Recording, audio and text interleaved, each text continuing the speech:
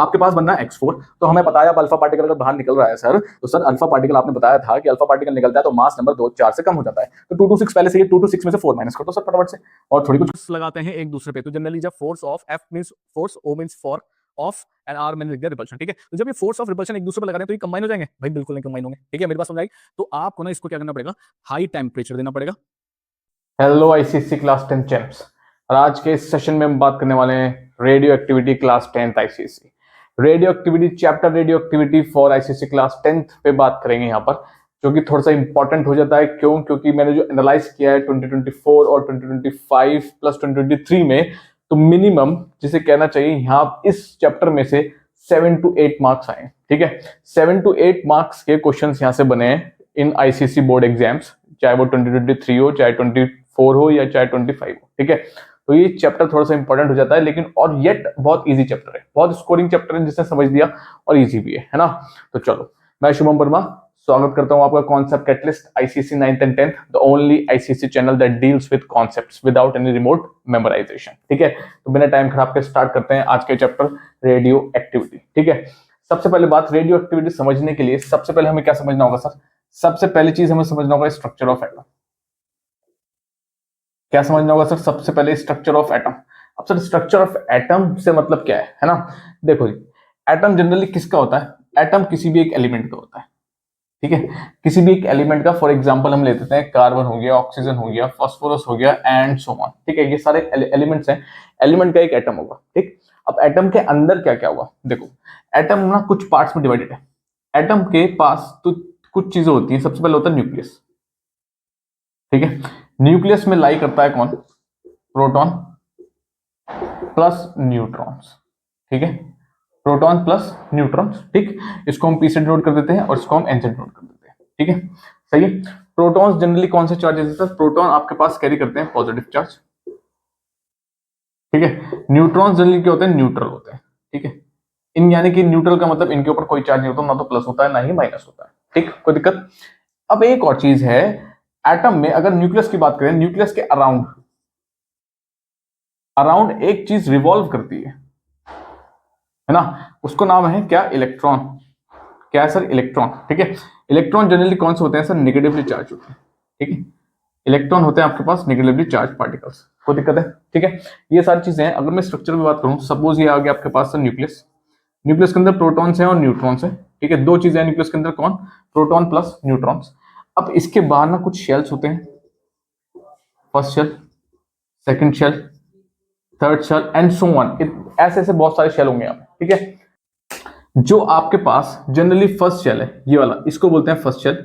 ये हो गया आपके पास सेकंड शेल और ये हो गया आपके पास थर्ड शेल, ठीक है। ऐसे ही सो ऑन बढ़ते चले जाएंगे, ठीक। तो जो फर्स्ट शेल है, जो जनरली फर्स्ट शेल है, उसको आप बोलते हैं के।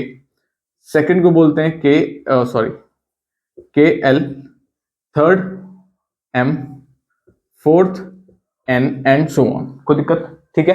अच्छा, अब सर ये शेल तो है, यानी कि यही शेल्स में कौन रिवॉल्व करता है सर? इलेक्ट्रॉन्स। ये जो सर्कल बना रहा हूं ये इलेक्ट्रॉन्स है, ये क्या है सर? इलेक्ट्रॉन्स है, ठीक है। E minus means electrons. कोई दिक्कत है? ठीक है। प्रोटॉन्स और न्यूट्रॉन्स अंदर है। यहां तक समझ में आ गया? ये है जनरली स्ट्रक्चर ऑफ एटम्स। अब एक और चीज सर, ये जो शेल्स नजर आ रहे हैं ना, ये जो शेल्स हैं आपके पास, ठीक है। तो ये जो आपके पास शेल्स है ना, शेल्स में इलेक्ट्रॉन मैक्सिमम कितने कितने ऑक्यूपाई हो सकते हैं, किस शेल में कितने? तो वो जनरली एक रूल से दिया जाता है, number of electrons is equal to 2n square, ठीक है।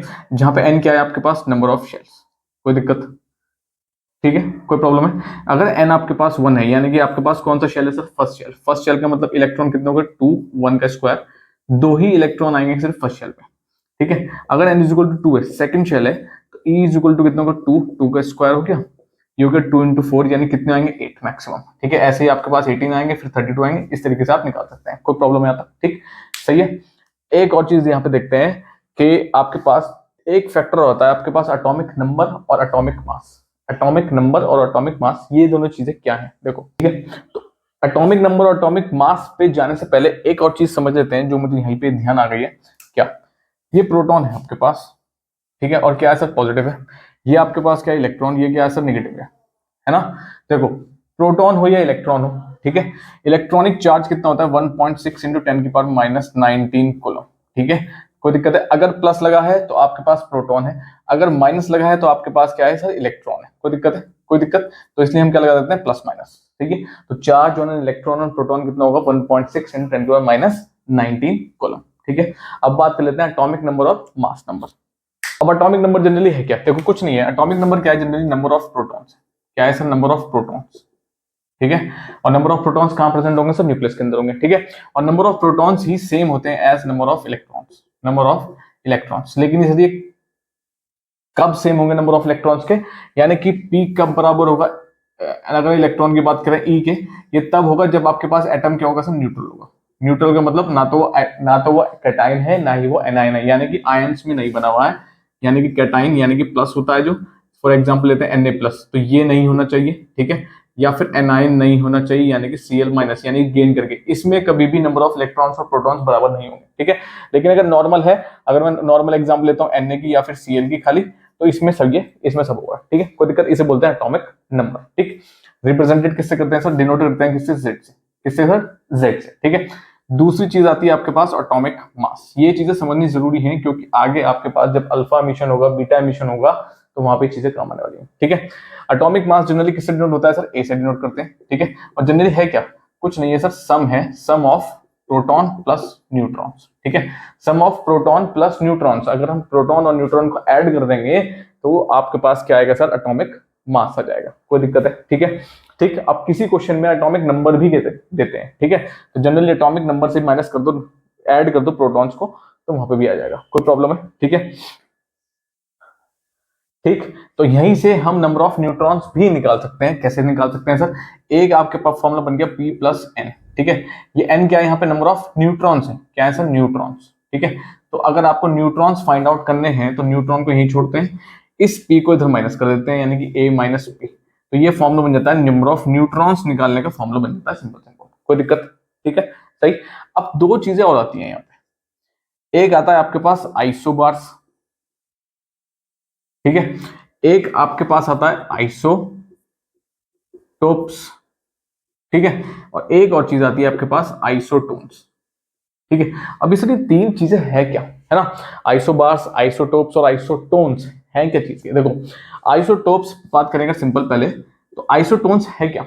आइसोटोप्स है क्या सिंपली? देखो, आइसोटोप्स ऐसे एलिमेंट्स हैं जिनके पास सेम एटॉमिक नंबर रहता है but different mass number.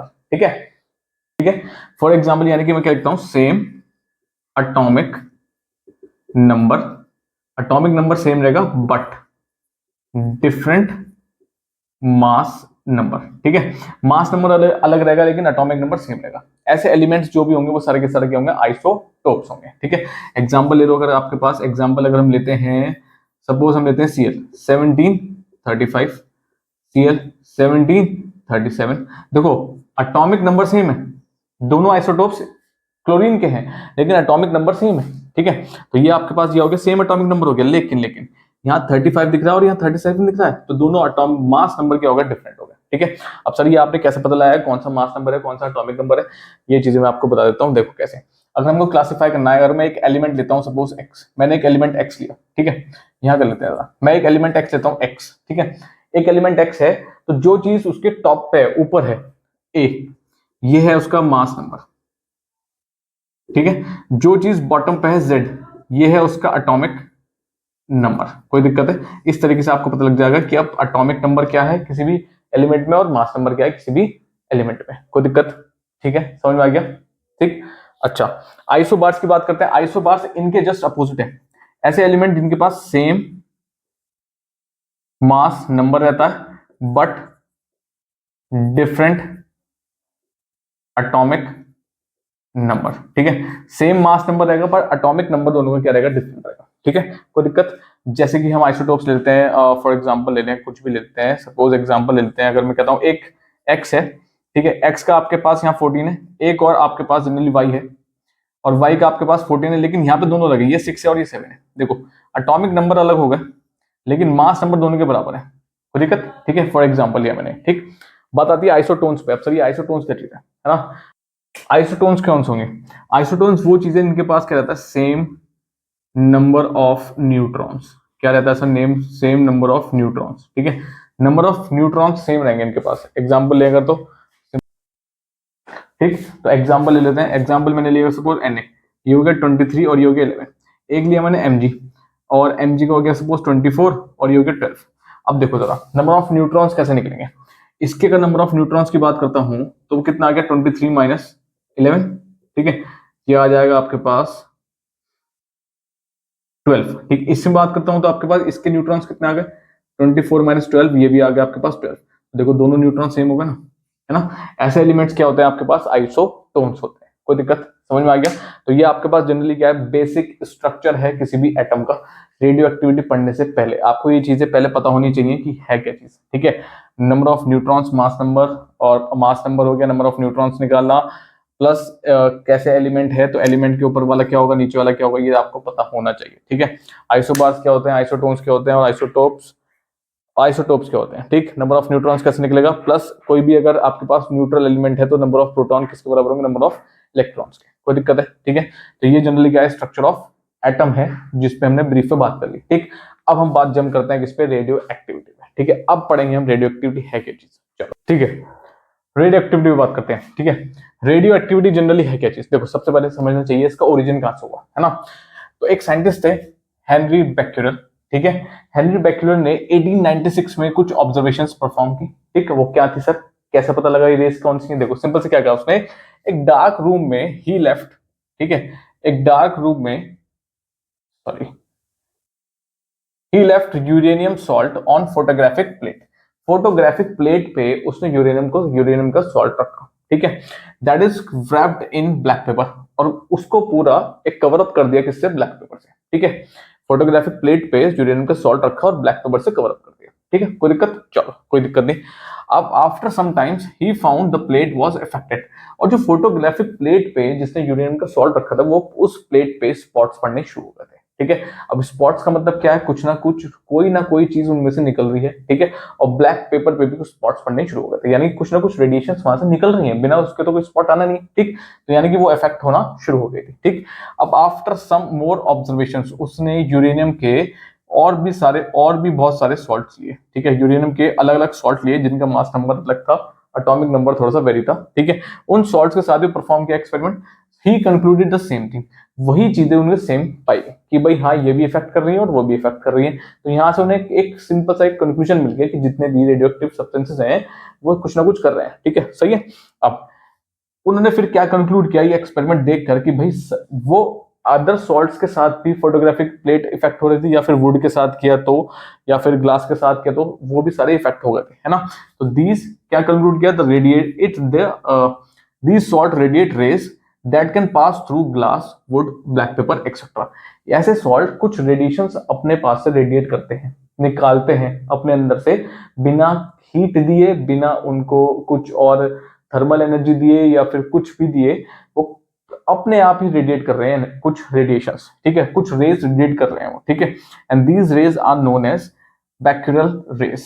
In rays को बोला गया बैक्यूरल रेज, और later on these rays are classified as, इन्हीं रेज को हमने क्लासिफाइड किया तीन पार्ट में। हेनरी ने ही इनको तीन पार्ट में क्लासिफाइड किया था। सबसे पहले आता है आपके पास पॉजिटिवली चार्ज्ड, ठीक है। बी दूसरा आता है आपके पास नेगेटिवली चार्ज्ड, और थर्ड आपके पास आता है अनचार्ज्ड, ठीक है। तो तीन पार्ट में ये रेस क्लासिफाई हो गई, पॉजिटिवली, नेगेटिव और अनचार्ज, ठीक है। पॉजिटिवली को नाम दिया गया क्या, अल्फा। क्या दिया गया सर, अल्फा, ठीक है। सिंबल आपके पास ये था, ठीक है। नेगेटिव चार्ज रेस को नाम दिया गया क्या, बीटा, ठीक है। क्या नाम दिया सर, बीटा। कोई दिक्कत है, ठीक है।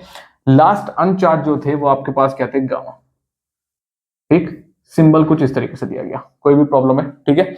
एक और चीज मैं यहीं पे क्लासिफाई कर देता हूं अभी आपको, ताकि आगे जाके थोड़ी दिक्कत ना हो। जो अल्फा रेस थे उनका जो मास नंबर था वो 4 था, और जो एटॉमिक नंबर था वो आपके पास 2, ठीक है। जो बीटा थे उनका मास नंबर 0 था, लेकिन एटॉमिक नंबर कितना था, -1, ठीक। गामा का आपके पास 0 था क्योंकि न्यूट्रल है, कुछ नहीं, कोई नहीं, ठीक है। तो ये चीज यहीं पे क्लासिफाई हुई। यहां से जनरेशन हुआ, इस एक्सपेरिमेंट के बाद से जनरेशन हुआ क्या, रेडियो एक्टिव एलिमेंट्स का, ठीक है। ऐसे एलिमेंट्स जो खुद बिना कुछ करे अपने अंदर से रेडिएशन एमिट करते हैं तीन फॉर्म में। कौन कौन से हो गए, अल्फा, बीटा और गामा, कोई प्रॉब्लम है, कोई भी दिक्कत? ये था ओरिजिन ऑफ रेडियो एक्टिविटी। ठीक है, अब फर्दर पढ़ते हैं इसके बारे में क्या है।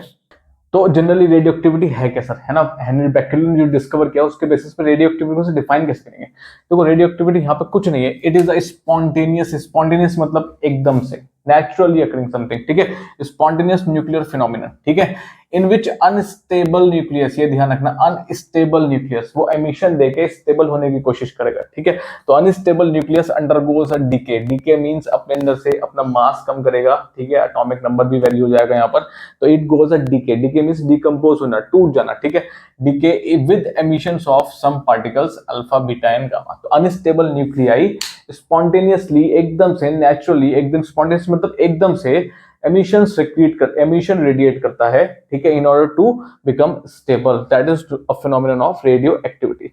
रेडियो एक्टिविटी जनरली कहाँ, कौन से एलिमेंट्स में देखी जाती है? न्यूक्लियर एलिमेंट्स, ठीक है, यूरेनियम, प्लूटोनियम, ठीक है, अब और क्रिप्टन, ठीक है, तो ये सारे क्या है? रेडियो एक्टिव एलिमेंट्स है, जो आजकल न्यूक्लियर वेपन्स बना रहे हैं ना कंट्रीज बहुत सारी, तो सब चीजें वही हैं। ठीक है, कोई दिक्कत? अब एक और चीज आई जो भी बहुत इंपॉर्टेंट है, यहाँ से आपके डायग्राम बेसिस ना क्वेश्चन कई बार आए हुए हैं, बहुत सारे क्वेश्चन आए हुए हैं यहाँ से इस पॉइंट ऑफ व्यू से, ठीक है, इसको ध्यान से समझना, और जो मैं चीजें यहाँ पे बताऊं वो जरा ध्यान से सुनना क्या है। ठीक है, 1903 में 1896 में तो हेनरी बेकेलर ने डिस्कवर किया। अब 1903 में रदरफोर्ड आए, रदरफोर्ड ने भी कुछ एक्सपेरिमेंट परफॉर्म किए। ठीक है, अब वो एक्सपेरिमेंट जो रदरफोर्ड ने परफॉर्म किए वो थे in presence of magnetic field, ठीक है, और and in presence of electric field. ठीक है, इलेक्ट्रिक और मैग्नेटिक फील्ड में रदरफोर्ड ने अल्फा बीटा गामा की डायरेक्शंस पता करने की कोशिश की। तो वो कैसे? एक हमने लेड बॉक्स लिया, ठीक है, ये लिया लेड बॉक्स, ठीक है, लेड बॉक्स जनरली हम क्यों लेते हैं? क्योंकि लेड बॉक्स से रेडिएशन बाहर जल्दी सिक्रेट नहीं होती। ठीक है, तो हमने एक लेड बॉक्स लिया और इसको थोड़ा सा यहाँ से कवर कर दिया। ठीक, कोई दिक्कत है? इसके आसपास हमने मैग्नेटिक फील्ड लाइन दे दी into the plane of paper. ये आपने इलेक्ट्रोमैग्नेटिज्म में पढ़ेंगे अभी, ठीक है, या बहुतों ने पढ़ लिया होगा तो बहुत अच्छी बात है। ठीक है, क्योंकि ये इलेक्ट्रोमैग्नेटिज्म एक बहुत इंपॉर्टेंट चैप्टर है, तो मैं उसको लास्ट में कवर करूंगा, थोड़ा सा लंबा जाएगा लेकिन बहुत अच्छा क्वेश्चन है, बहुत ही अच्छे क्वेश्चन बनेंगे वहां से। और वो क्वेश्चन बहुत स्टूडेंट से हिलते नहीं कि जब डायरेक्शन निकालने का टाइम आता है कि सब नॉर्थ का होगा, साउथ का होगा, कॉइल इधर से आ रही है, कॉइल उधर से जा रही है, तो बहुत इंपॉर्टेंट चैप्टर है। ठीक है, वो मैं बहुत जल्द कवर करेंगे, लेकिन उसको मैं थोड़ा डिटेल में कवर करूंगा। ठीक है, लाइक ऑर्गेनिक केमिस्ट्री। ठीक है, तो देखो क्या होगा, लेड हो गया, ये आपने क्या होगा, यहाँ पे एक हमने एक सपोज एक यूरेनियम रख दिया, ठीक है, रेडियो एक्टिव सब्सटेंस रखा है यहाँ पे, और ये आपके पास मैग्नेटिक फील्ड लाइंस है, वो भी क्या है? परपेंडिकुलर है। ठीक है, परपेंडिकुलर का मतलब ये लेड बॉक्स रखा है, ठीक है, ये लेड बॉक्स है, मैग्नेटिक फील्ड लाइन ऐसे जा रही है परपेंडिकुलर इसके, इस तरीके से, कोई दिक्कत है? ये परपेंडिकुलर है, कोई दिक्कत? देखो 90 डिग्री बनाना, ठीक, कोई दिक्कत? अब क्या होगा देखो, अब एमिशन कैसे होगा? अब एक चीज उसने क्या देखी, उसने एक चीज देखी, तीनों एमिशन बाहर आई, बिल्कुल आई, यानी कि जो सबसे सीधी निकल गई वो कौन सी थी सर? गामा। वो कौन सी थी? गामा। यानी कि गामा जो आपने पाई गई वो क्या है सर? अनडेविएटेड है, अनडेविएटेड यानी कि कहीं भी मुड़ती नहीं है, और ठीक है, तो जो अनडेविएटेड है उसकी पेनिट्रेटिंग पावर मोर, ये चीज ध्यान रखना, पेनिट्रेटिंग पावर यानी कि चीरती हुई जाने की पावर क्या है? बहुत ज्यादा है, मोर, ये एकदम सीधी जाएगी, एकदम सीधी। ठीक है, पेनिट्रेटिंग पावर बहुत ज्यादा है तो एकदम चीरती हुई निकल जाएगी। ठीक है, ना इधर झुकेगी ना इधर झुकेगी। ठीक, अब जो इधर से थोड़ा सा बाहर आए ऊपर की तरफ, ठीक है, थोड़े से इधर को आ गए, ठीक है, तो उनमें डेविएशन कम था, वो कौन से थे सर? अल्फा। ठीक है, तो अल्फा में क्या था? लेस डेविएशन था, डेविएशन था लेकिन लेस था एज कंपेयर टू बीटा। अब जो इधर से बाहर आए वो आपके पास कौन से थे? वो बीटा, बीटा ज्यादा झुके हुए नजर आए। ठीक है, तो ये हो गया आपके पास बीटा, बीटा में क्या था? मोर डेविएशन देखने को मिला। ठीक है, कोई प्रॉब्लम है? देखो डेविएशन इसमें कम है, इसमें ज्यादा है। ठीक है, तो अब यहां से क्या होगा ना, डायग्राम आपको प्लॉट करके दे दिया जाएगा। अब आपको बताना है अल्फा कौन सा है, बीटा कौन सा है, और गामा का है। गामा तो साफ पता चल जाएगा, सीधे जा रहा है वो गामा है। ठीक है, अल्फा और बीटा में क्या दिक्कत होगी ना, अल्फा बीटा को आप आइडेंटिफाई कैसे करोगे? अल्फा बीटा को आप आइडेंटिफाई करने का सिंपल सा तरीका है, जिसमें डेविएशन ज्यादा है, जिसमें डेविएशन ज्यादा है वो बीटा है, जिसमें डेविएशन कम है वो आपके पास क्या है? अल्फा है। देखो डेविएशन का मतलब जो ज्यादा झुक गया है, ज्यादा झुक गया है यानी कि ज्यादा बेंड हो गया है, यानी कि ज्यादा बेंड हो गया है।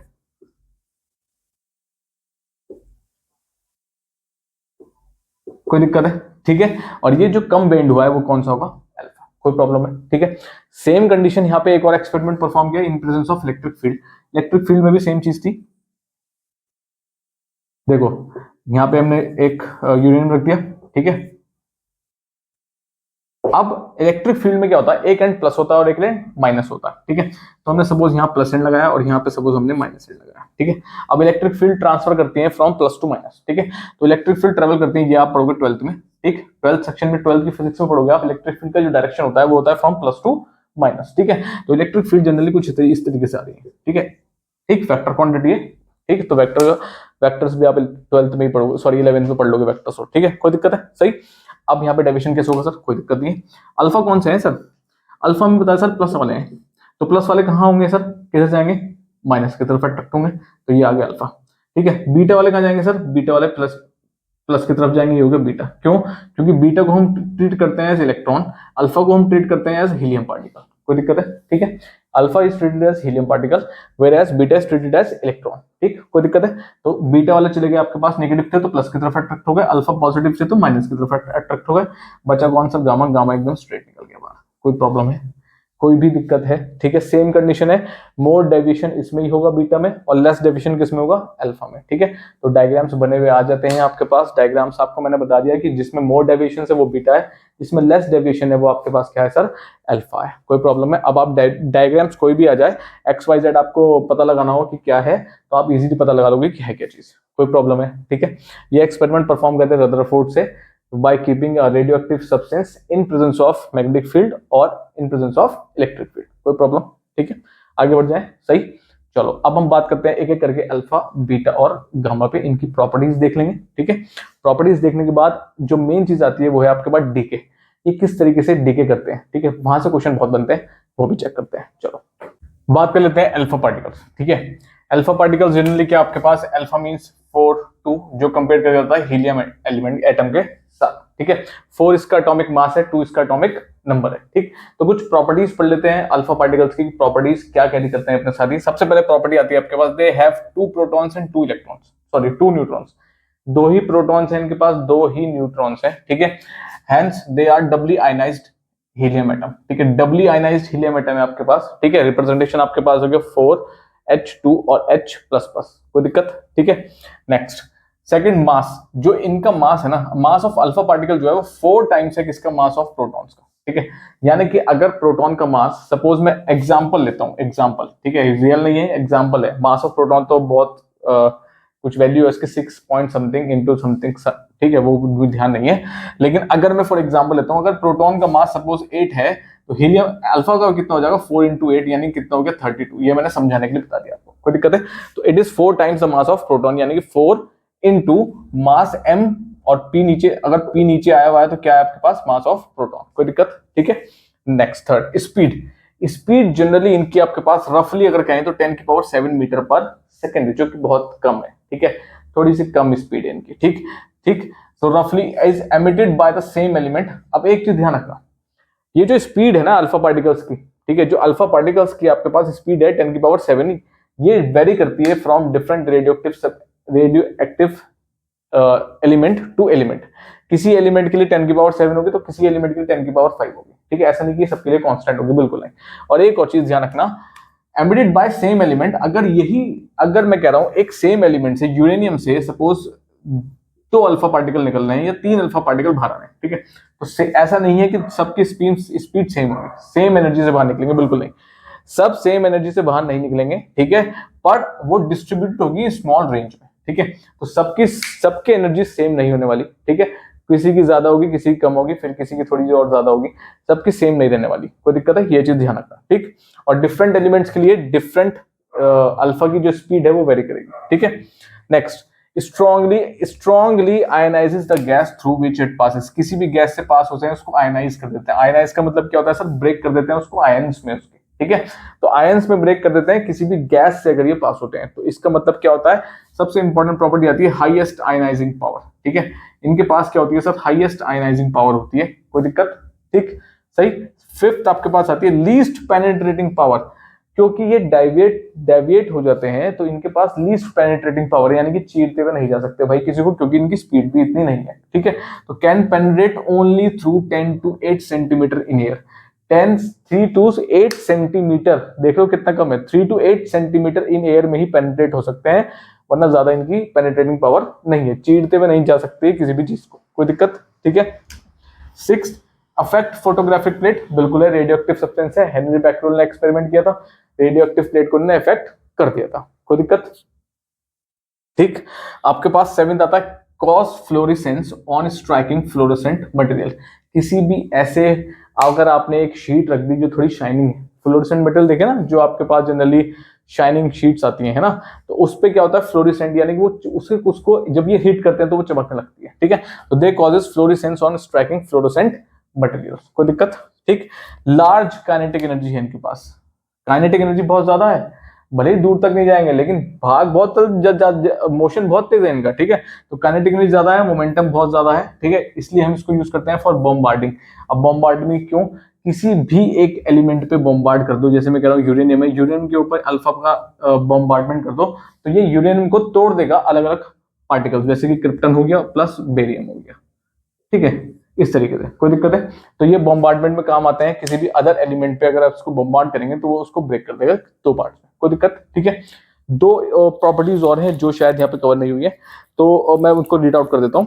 Alpha particles destroy living cells and they cause biological damage, ठीक है, और देखो अल्फा पार्टिकल्स जनरली क्या है तो रेडियो एक्टिव सब्सटेंसेज ही, ठीक है, तो अगर ये हमारी ह्यूमन बॉडी पे अगर इफेक्ट करेंगे तो हमारे सेल्स डैमेज कर देंगे, ठीक है, तो इसलिए जितने भी साइंटिस्ट हैं और जितने भी आपके पास जो भी रेडियो एक्टिव सब्सटेंसेज के साथ डील करते हैं, जो भी साइंटिस्ट हैं जो आपके पास लैब्स में रेडियो एक्टिव वेपन्स बनाते हैं, तो उनको एक एडवाइस दी जाती है, they should wear a lead, तो उनको एक एडवाइस दी जाती है कि they should wear lead aprons, ठीक है, लेड के एप्रॉन्स बनाए जाते हैं थिन क्वालिटी से, ठीक है, तो बहुत पतले होते हैं लेकिन वो लेड के एप्रॉन्स होते हैं, क्यों? क्योंकि ये जो रेडियोएक्टिव सब्सटेंसेस हैं लेड के अंदर पेनिट्रेट नहीं करते हैं, they are not expose to lead, ठीक, प्लस दूसरी चीज जो भी रेडियोएक्टिव एलिमेंट है they are advise to keep them in lead containers, ठीक है, क्योंकि लेड कंटेनर्स को पेनिट्रेट नहीं कर सकते, ठीक है, तो ये सबसे पहले एडवाइस दी जाती है, ठीक है।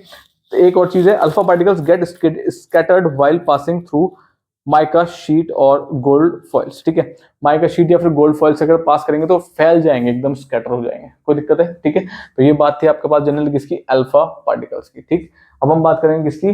बीटा पार्टिकल्स की। हाँ, वन मोर प्रॉपर्टी, जैसे ये रेडियो एक्टिव सब्सटेंस है, दे आर अफेक्टेड, अगर मैं एक और प्रॉपर्टी 9 लिख देता हूं तो they are affected by both electric field and magnetic field, ठीक है, इलेक्ट्रिक फील्ड ये आपके पास इलेक्ट्रिक फील्ड हो गया, ठीक, इसको ई से डिनोट करते हैं, मैग्नेटिक फील्ड आपके पास ये हो गया, बी से डिनोट करते हैं, ठीक है, ठीक, कोई दिक्कत है? सही है, तो they are affected by both electric and magnetic field, वो हमने रदरफोर्ड ने जो एक्सपेरिमेंट किया था उसमें हमने देख लिया था, क्योंकि ये डाइवर्ट हो गए थे बाहर आगे, कोई दिक्कत है? ठीक है, बात करते हैं बीटा पार्टिकल्स की, बात कर लेते हैं बीटा पार्टिकल्स, ठीक है। बीटा पार्टिकल जनरली क्या है आपके पास? Fast moving electrons emitted by nucleus है, ठीक है, फास्ट मूविंग इलेक्ट्रॉन्स हैं that are emitted by nucleus, ठीक है, रिप्रेजेंटेशन जनरली इनका क्या है? -1 0, और हम इसको लिखते हैं इलेक्ट्रॉन -1 0, कोई दिक्कत? ठीक, सही है। सेकंड पॉइंट, नेगेटिवली चार्ज है with negligible mass, negatively charge समझ में आ रहा है? बिल्कुल समझ में आ रहा है, ठीक है, क्योंकि इनके पास क्या है? इलेक्ट्रॉन -1 है, ठीक है, तो ये क्या आपके पास? नेगेटिव चार्ज है with negligible mass. Negligible mass का मतलब क्यों? क्योंकि जो इलेक्ट्रॉन का मास है 9.1 इंटू -31 है, देखो 9.1 इंटू 10⁻31, यानी कि अपॉन में 31 0 लगेंगे 1 के आगे, तो बहुत ही नेग्लिजिबल है, ठीक है। For beta emissions neutron changes into protons, ये ध्यान रखना, एंड इलेक्ट्रॉन्स इनसाइड न्यूक्लियस, ठीक है, न्यूट्रॉन ही प्रोटॉन्स में कन्वर्ट हो जाते हैं और फिर इलेक्ट्रॉन्स में कन्वर्ट हो जाते हैं जब भी कभी बीटा एमिशन होता है, ठीक है। अब दूसरी आती है आयनाइजिंग पावर आपके पास, यानी कि दे कैन आयनाइज गैस, बिल्कुल आयनाइज कर सकते हैं, पर 1/100 time of that of alpha particles. अगर अल्फा पार्टिकल आपके पास 60 टाइम कर रहे हैं, 60 सपोज मैं कह रहा हूँ जो आयनाइजिंग पावर है वो 60 है सपोज अल्फा पार्टिकल की, तो उसका 1/100 कर दो तो निकल जाएगा, ठीक है। तो यानी कि जो उनकी आयनाइजिंग पावर है वो लेस है किससे? It is less than alpha particles, ठीक है, लेस है किससे? अल्फा पार्टिकल से, ठीक है। बट यहाँ पे एक चीज लिखी है मैंने, but 100 times that of gamma particles, तो आयनाइजिंग पावर लेस है अल्फा पार्टिकल से, किसकी? बीटा पार्टिकल्स की, लेकिन बीटा पार्टिकल्स की ionizing power, ionization power more है देन गामा पार्टिकल्स, ठीक है। तो ये आपके पास डिफरेंसेस ही फॉर्म हो जाएंगे, ठीक है। अल्फा पार्टिकल से कम है लेकिन गामा से ज्यादा है, कोई दिक्कत है? ठीक है, समझ में आ गया? चलो next, they greater penetrating power than alpha, ठीक है, एक डिफरेंस तो आयनाइजिंग पावर पे हो गया, यहाँ एक और आ गया, ग्रेटर ज्यादा पेनिट्रेट कर सकते हैं देन अल्फा। अल्फा तो 3 to 8 सेंटीमीटर जा रहा था एयर में, ये थोड़ा और ज्यादा जा सकते हैं, ठीक है। अच्छा, deflected in both electric and magnetic field, बिल्कुल ठीक है, ये तो अल्फा भी था, ये कॉमन प्रॉपर्टीज है। अल्फा भी अफेक्ट कर रहा था फोटोग्राफिक प्लेट को, ये भी फोटोग्राफिक प्लेट को अफेक्ट करते हैं क्योंकि रेडियोएक्टिव सब्सटेंसेस है। हेनरी बैक्टेरियल ने एक्सपेरिमेंट करके प्रूफ कर दिया था, ठीक है। Cause florescence on striking fluorescent material, ये तीनों प्रॉपर्टीज कॉमन है किसके, अल्फा पार्टिकल्स के। तीनों प्रॉपर्टीज क्या होंगे सर, कॉमन है, ठीक है, कॉमन टू अल्फा पार्टिकल्स। तो अगर कॉमन प्रॉपर्टीज आए तो ये कॉमन है, डिफरेंसेस यहाँ पर है, कोई दिक्कत है, ठीक है। कई बार कॉमन प्रॉपर्टीज ही पूछ जाता है board, what are the common properties, तो आपको पता होना चाहिए, ठीक। Ninth, produce X rays, produce करती है बीटा पार्टिकल, एक्स रे को प्रोड्यूस करता है व्हेन स्टॉप्ड बाय मेटल्स।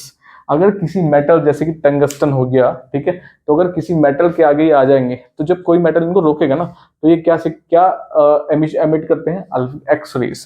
क्या निकालते हैं सर, एक्स रे प्रोड्यूस करना शुरू कर देते हैं, ठीक है, ये चीज ध्यान रखना।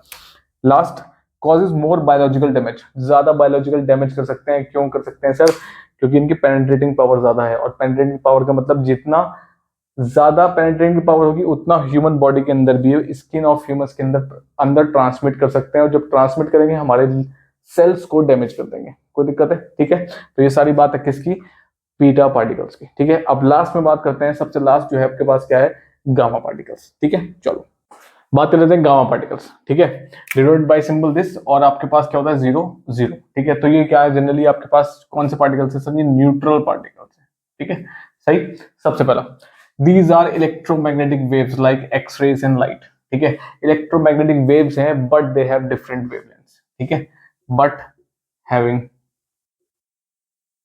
डिफरेंट वेवलेंथ, ठीक है, वेवलेंथ इनकी डिफरेंट है, ठीक है। इलेक्ट्रोमैग्नेटिक स्पेक्ट्रम में पढ़ा था आपने एक्स रे, गामा रे, वही गामा रे, ठीक है, जनरली, ठीक, ठीक है। तो speed is same as speed of light, जिस स्पीड से ट्रेवल करते हैं वो ऑलमोस्ट स्पीड ऑफ लाइट से इक्वलेंट है, कितनी है, 3 × 10⁸ मीटर पर सेकेंड, ठीक है। अब इनकी जो आयनाइजिंग पावर है वो बहुत लो है, ठीक है। तो सबसे ज्यादा आयनाइजिंग पावर किसकी है, अल्फा की, फिर कौन आता है, बीटा, और सबसे कम किसकी होती है आपके पास, गामा की, ठीक है।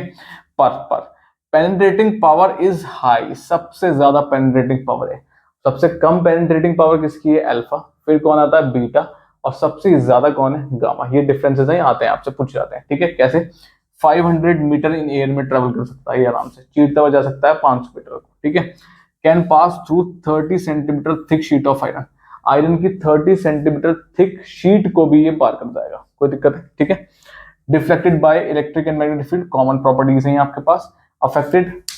अफेक्ट्स फोटोग्राफिक प्लेट, ये भी कॉमन प्रॉपर्टीज है। फ्लोरेसेंस, ये भी कॉमन प्रॉपर्टीज है, तो ये तो हो गया कॉमन, ठीक है।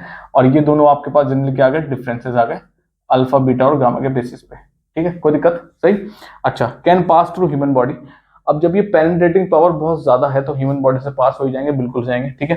तो इनके जो, अब आपको जो इनका प्रिवेंशन करना है, यानी कि जो प्रिकॉशन लेना है साइंटिस्ट को या फिर जो कॉमन पीपल है, तो सबसे पहले क्या होना चाहिए, थिक लेड लाइंड एप्रॉन्स होने चाहिए आपके पास, ठीक है, क्योंकि लेड रेडियोएक्टिव सब्सटेंसेस को एक्सपोज होने नहीं देता, जल्दी से नहीं होने देता, ठीक है, ठीक। दूसरी चीज, रेडियोएक्टिव सब्सटेंसेस यानी कि जो भी है, they should be kept in lead, thick lead containers with narrow openings, खुला हुआ पोर्शन बहुत कम होना चाहिए, बहुत ही कम, ठीक है, जितना ज्यादा होगा रेडिएशन ज्यादा बाहर आएंगे, है ना, तो बहुत कम होना चाहिए, और लेड कंटेनर्स में रखा होना चाहिए, कोई दिक्कत, ठीक है, सही।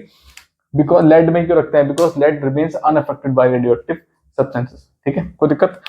Last, it is useful in treatment of cancer, तो ये आ सकता है, name a ray which is used in treatment of cancer में, जैसे कि आपके पास क्यूमोग्राफी होती है, गामा रेज यूज होती है, क्योंकि हाई जो कैंसर के सेल्स हैं वो बहुत ही ज्यादा हाई पावर के होते हैं, ठीक है, तो उनको डैमेज करने के लिए हम क्या यूज करते हैं, हाई पावर की रे यूज करते हैं, जो है गामा रे, ठीक है, useful in treatment of cancer, ठीक है। तो ये सारी बात थी किसकी, अल्फा, बीटा और गामा की। डिफरेंसेस भी पढ़े हमने आयनाइजिंग पावर के बेसिस पे, प्लस पेनिट्रेटिंग पावर के बेसिस पे, ठीक है, प्लस उनकी स्पीड के बेसिस पे चीजें हमने देखी, कॉमन प्रॉपर्टीज भी देखी कुछ, है ना।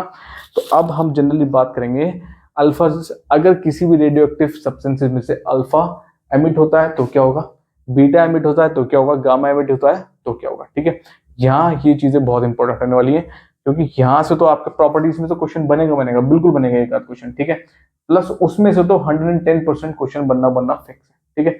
चलो शुरू करते हैं फिर, सही है। बात करते हैं आपके पास radio active decay changes within the nucleus. ठीक है, ये सबसे आपके पास क्या है, इंपॉर्टेंट सेक्शन है। ठीक है, फॉर आईसीएससी एग्जाम्स ये इंपॉर्टेंट सेक्शन हो जाता है। ठीक है, ICSC board ICSC class 10 board exam 2026 के पॉइंट ऑफ व्यू से। ठीक, यहाँ से क्वेश्चन 110% बनते हैं। ठीक, अब चाहे वो सीक्वेंस में आ जाए चाहे रिवर्स ऑर्डर में आ जाए, दोनों आपको पता होने चाहिए। ठीक, देखो अगर हम बात करते हैं changes within the nucleus, तो सबसे पहले क्या होता है ना, देखो आपके पास हमारे पास जो न्यूक्लियस है वो क्या होगा, सबसे पहले अनस्टेबल है। ठीक है, तो वो क्या काम करेगा ना, तीन रेडिएशंस बाहर एमिट करेगा। ठीक है, चाहे वो अल्फा हो, चाहे वो बीटा हो, चाहे वो गामा हो। ठीक है, ताकि वो क्या हो जाए सर, स्टेबल हो जाए। ठीक है, ये सारा प्रोसीजर खत्म करना। ठीक है, कोई दिक्कत है? ठीक है, बिना अगर वो स्टेबल है तो कोई भी अपने अंदर से रेडिएशन सिक्रेट नहीं करेगा, लेकिन अगर वो अनस्टेबल है तो आपके पास तीन रेडिएशन होंगी, अल्फा बीटा और गामा। ठीक है, लेकिन जब कोई आपके पास रेडियो एक्टिव एलिमेंट अल्फा या फिर बीटा या फिर गामा रेडिएशन सिक्रीट करता है यानी कि एमिट करता है, तो सर उसके एटॉमिक मास और एटॉमिक नंबर में क्या चेंजेस आते हैं, है ना। ये चीज इंपॉर्टेंट है जो हमें पता होनी चाहिए। ठीक है, देखो सबसे पहले if alpha particle is emitted, अगर अल्फा पार्टिकल एमिट हो रहा है, ठीक है, अगर अल्फा पार्टिकल एमिट हो रहा है, सबसे पहले अल्फा पार्टिकल की बात करते हैं। ठीक है, अल्फा पार्टिकल के लिए हमें पता है, एक चीज पता है, क्या पता है सर, कि अल्फा पार्टिकल का जो मास होता है वो 4 होता है और जो एटॉमिक नंबर होता है वो 2 होता है। ठीक है, इतना चीज हमें पता है। ठीक, और जो कंपेयर किया जाता है हीलियम एटम से। सही, अब हमें एक एग्जांपल ले लेते हैं। मैं कहता हूँ सपोज एक्स है, एक्स का मास नंबर ए है और एटॉमिक नंबर जेड है। ठीक है, तो ये आपके पास मास नंबर हो गया इसका, और ये आपके पास क्या हो गया सर, एटॉमिक नंबर हो गया। कोई दिक्कत है? ठीक है, अब अगर ये एक सिंपल रेडियोएक्टिव एलिमेंट है, इसको बोलते हैं पेरेंट एलिमेंट। क्या बोलते हैं? Parent element. ठीक है, सही।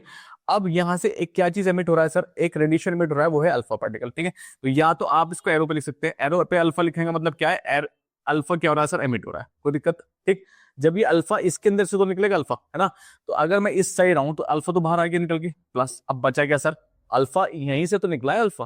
ठीक है, एरो पे अगर मेंशन होगा तो समझ लो वो एमिट हो रहा है। ठीक है, तो अल्फा यहीं से तो निकला है, इसमें से अल्फा बाहर आ गया, लेकिन अल्फा का मास नंबर कितना होता है सर, 4, एटॉमिक नंबर कितना है, 2, ये बाहर आ गया। ठीक है, अब सर यहाँ पे क्या बनेगा, देखो अब यहाँ पे ना रेडियोएक्टिव एलिमेंट्स में चेंजेस आ जाते हैं। ठीक है, जो पहले था वो बाद में नहीं रहेगा, जो यहाँ बनेगा, सपोज मैंने बना वाई बन गया। ठीक है, अब सर वाई का मतलब क्या है, ठीक है,